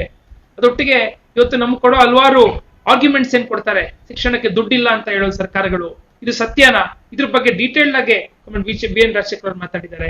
ಅದೊಟ್ಟಿಗೆ ಇವತ್ತು ಸರ್ಕಾರಿ ಶಾಲಾ ಕಾಲೇಜ್ ಮುಚ್ಚಾಕ್ತಿರೋದು. ಇವತ್ತು ಬಹಳ ಜನ ಹೇಳ್ತಾರೆ, ಯಾಕ್ರಿ ಮಕ್ಕಳನ್ನೆಲ್ಲ ಕಳ್ಸಲ್ಲ ನೀವು, ಗೌರ್ಮೆಂಟ್ ಸ್ಕೂಲ್ ಕಳಿಸಿ ಅವಾಗೆಲ್ಲ ಬೆಳೆಯತ್ತೆ ಅಂತ. ಬಟ್ ಇವತ್ತು ಕಳ್ಸಕ್ ಆಗುತ್ತಾ ನಿಜವಾಗ್ಲು? ಹೇಗಾಗಿದೆ ಕಂಡೀಷನ್ ಇವತ್ತು? ಗೌರ್ಮೆಂಟ್ ಸ್ಕೂಲು ಕಾಲೇಜ್ಗಳು ಇವತ್ತು ಸರಿಯಾದ ಬಿಲ್ಡಿಂಗ್ ಗಳಿಲ್ಲ, ಸರಿಯಾಗಿ ಟೀಚರ್ಸ್ ಗಳ ವ್ಯವಸ್ಥೆ ಆಗ್ತಿಲ್ಲ, ಇನ್ಫ್ರಾಸ್ಟ್ರಕ್ಚರ್ ಇಲ್ಲ. ಬೇಕು ಅಂತಲೇ ಸರ್ಕಾರಗಳಿಂದ ಹಾಳು ಮಾಡಿ ಇವತ್ತು ಹಿಂಗಾಗೋಗ್ಬಿಟ್ಟಿದೆ ಅಂದ್ರೆ ಕರ್ನಾಟಕದಲ್ಲೇ ವರದಿಯಾಗಿದೆ. ಹಲವಾರು ಶಾಲೆಗಳು ಪಾಠ ಮಾಡ್ಬೇಕಾದ್ರೆ ತಲೆ ಮೇಲೆ ಬಿದ್ದಿವೆ ಸೂರುಗಳು, ಹಲವಾರು ಮಕ್ಕಳು ಸತ್ತೋಗಿದ್ದಾರೆ ಶಾಲೆಗಳಲ್ಲಿ. ಈ ತರ ಒಂದು ಕಂಡೀಷನ್ಗೆ ಸರ್ಕಾರಿ ಶಾಲಾ ಕಾಲೇಜ್ನ ತಳ್ಳಿಬಿಟ್ಟು ಇವತ್ತು ನಮ್ಮ ಪ್ಯಾರೆಂಟ್ಸ್ಗಳನ್ನ, ತಂದೆ ತಾಯಂದಿರು ಕಷ್ಟಪಟ್ಟು ಸಾಲ ಸುಲ ಮಾಡಾದ್ರೂ ಪ್ರೈವೇಟ್ ಸೇರ್ಸೋ ತರ ಮಾಡಿರೋದು ಸರ್ಕಾರ. ಇದು ಸರ್ಕಾರ ಜವಾಬ್ದಾರಿ. ನಮ್ಮ ಮೇಲೆ ಗೂಬೆ ಕೂರಿಸ್ತಾರೆ ಸರ್ಕಾರಗಳು, ನೀವು ಕಳ್ಸಲ್ಲ ಅಂತ. ಆದ್ರೆ ಇದು ಸರ್ಕಾರಗಳು ಇಷ್ಟು ವರ್ಷ ಏನು ಕಾಮ್ರೇಡ್ BN ರಾಜಶೇಖರ್ ಹೇಳಿದ್ರು, ಸರ್ಕಾರಿ ಶಾಲಾ ಕಾಲೇಜ್ಗಳನ್ನ ಹಾಳು ಮಾಡಿ ಇವತ್ತು ನಮ್ಮನ್ನೆಲ್ಲ ಪ್ರೈವೇಟ್ ಕಡೆ ದುಡ್ತಾ ಇದ್ದಾರೆ. ಸ್ನೇಹಿತರೆ, ಅದರೊಟ್ಟಿಗೆ ನಮ್ಗೆಲ್ರಿಗೂ ಗೊತ್ತಿರಬೇಕು, ಇವತ್ತು ನಮ್ಮ ಸರ್ಕಾರಗಳು ಇದು ಶ್ರೀಮಂತರ ಪರ. ಇತ್ತೀಚೆಗೆ ಕೂಡ ನೀವೆಲ್ಲ ಗಮನಿಸಿರ್ತೀರಾ, ಈ ಕೊರೋನಾ ವೈರಸ್ ಟೈಮಲ್ಲಿ ಕೂಡ 68,000 ಕೋಟಿಯಷ್ಟು ದುಡ್ಡು ಏನು ಶ್ರೀಮಂತರು ಲೋನ್ ತಗೊಂಡಿದ್ರು, ವಿಜಯ್ ಮಲ್ಯ ಇರ್ಬೋದು, ಮೇಹುಲ್ ಚೋಕ್ಸಿ ಇರ್ಬೋದು, ಈ ತರ ಕೆಲವು ಜನ ಶ್ರೀಮಂತ ಸಾಲ ಮನ್ನಾ ಮಾಡಿದೆ ಸರ್ಕಾರ, ಕೇಂದ್ರ ಸರ್ಕಾರ. ಒಂದ್ ಕಡೆ ಶಿಕ್ಷಣಕ್ಕೆ ದುಡ್ಡಿಲ್ಲ ಅಂತಾರೆ, ಇಲ್ಲಿ ನೋಡಿ ಏನ್ ಮಾಡ್ತಾರೆ ಸರ್ಕಾರ ಅಂತ. 2004ರಿಂದ 2014ವರೆಗೂ ವರದಿಗಳು ಹೇಳುತ್ತೆ 42 ಲಕ್ಷ ಕೋಟಿ, ಅಂದ್ರೆ 42 ಆದ್ಮೇಲೆ 12 ಸೊನ್ನೆ ಹಾಕ್ಬೇಕು.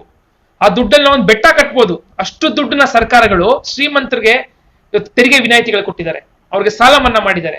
ಅಷ್ಟು ದುಡ್ಡಲ್ಲಿ ಇವತ್ತು ಶಿಕ್ಷಣ ಎಲ್ರಿಗೂ ಉಚಿತವಾಗಿ ಕೊಡಬೇಕಾಗಿತ್ತು ಸರ್ಕಾರ. ಆದ್ರೆ ಇವತ್ತು ಸರ್ಕಾರಗಳು ಇದನ್ನ ಮಾಡದೆ ಶಿಕ್ಷಣದ ಜವಾಬ್ದಾರಿ ನಿಮ್ಮ ಮೇಲೆ, ದುಡ್ಡಿದ್ರೆ ಓದಿ ಇಲ್ಲಾಂದ್ರೆ ಸಾಯಿರಿ ಅಂತ ಏನ್ ಹೇಳ್ತಿದೆ ಸರ್ಕಾರ. ಇದ್ರ ಬಗ್ಗೆ ವಿಸ್ತಾರವಾಗಿ ಕಾಮ್ರೇಡ್ ವಿ ಎನ್ ರಾಜಶೇಖರ್ ಅವರು ಮಾತಾಡಿದ್ದಾರೆ. ನಿಮ್ಮಲ್ಲಿ ಮಾಡೋ ಮನವಿ ಸ್ನೇಹಿತರೆ, ಈ ಒಂದು ಪಾಯಿಂಟ್ಸ್ ಗಳನ್ನ ನೀವೆಲ್ಲ ಏನ್ ಕೇಳಿಸ್ಕೊಂಡಿದ್ದೀರಾ, ನಿಮ್ಮ ವಿದ್ಯಾರ್ಥಿಗಳ ಮಧ್ಯೆ, ನಿಮ್ಮ ಫ್ರೆಂಡ್ಸ್ ಗಳ ಮಧ್ಯೆ ಇದನ್ನ ಚರ್ಚೆ ಮಾಡಬೇಕು, ಶೇರ್ ಮಾಡಿ. ಇಷ್ಟು ಹೇಳ್ತಾ ಸ್ನೇಹಿತರೆ, ನಮ್ಮ AIDSO ರಾಜ್ಯ ಸಮಿತಿ ಪರವಾಗಿ ನಾವು ಕಾಮ್ರೇಡ್ ವಿ ಎನ್ ರಾಜಶೇಖರ್ ಅವ್ರನ್ನ ಧನ್ಯವಾದಗಳು ಹೇಳಕ್ ಇಷ್ಟಪಡ್ತೀವಿ. ಇದೇ ರೀತಿ ಮುಂದೆ ಬರುವಂತಹ ಹಲವಾರು ಚರ್ಚೆಗಳಲ್ಲಿ ಅವ್ರನ್ನ ಮತ್ತೆ ಕರೆಯೋಣ. ದಯವಿಟ್ಟು ಎಲ್ಲ ವಿದ್ಯಾರ್ಥಿಗಳು ಈ ವಿಡಿಯೋನ ಶೇರ್ ಮಾಡಬೇಕು. ಇದನ್ನ ನಿಮ್ಮ ಒಪಿನಿಯನ್ಗಳನ್ನ ನಮ್ಗೆ ತಿಳಿಸಿ, ಇದ್ರ ಬಗ್ಗೆ ಏನ್ ಅನ್ಸ್ತು ಒಪಿನಿಯನ್ಗಳನ್ನ ನಮ್ಮ ಸಂಘಟಕರಿಗೆ ತಿಳಿಸಿ. ಇಷ್ಟು ಹೇಳ್ತಾ ಸ್ನೇಹಿತರೆ, ಇವತ್ತಿನ ಚರ್ಚೆನ ಇಲ್ಲಿಗೆ ಮುಗಿಸೋಣ.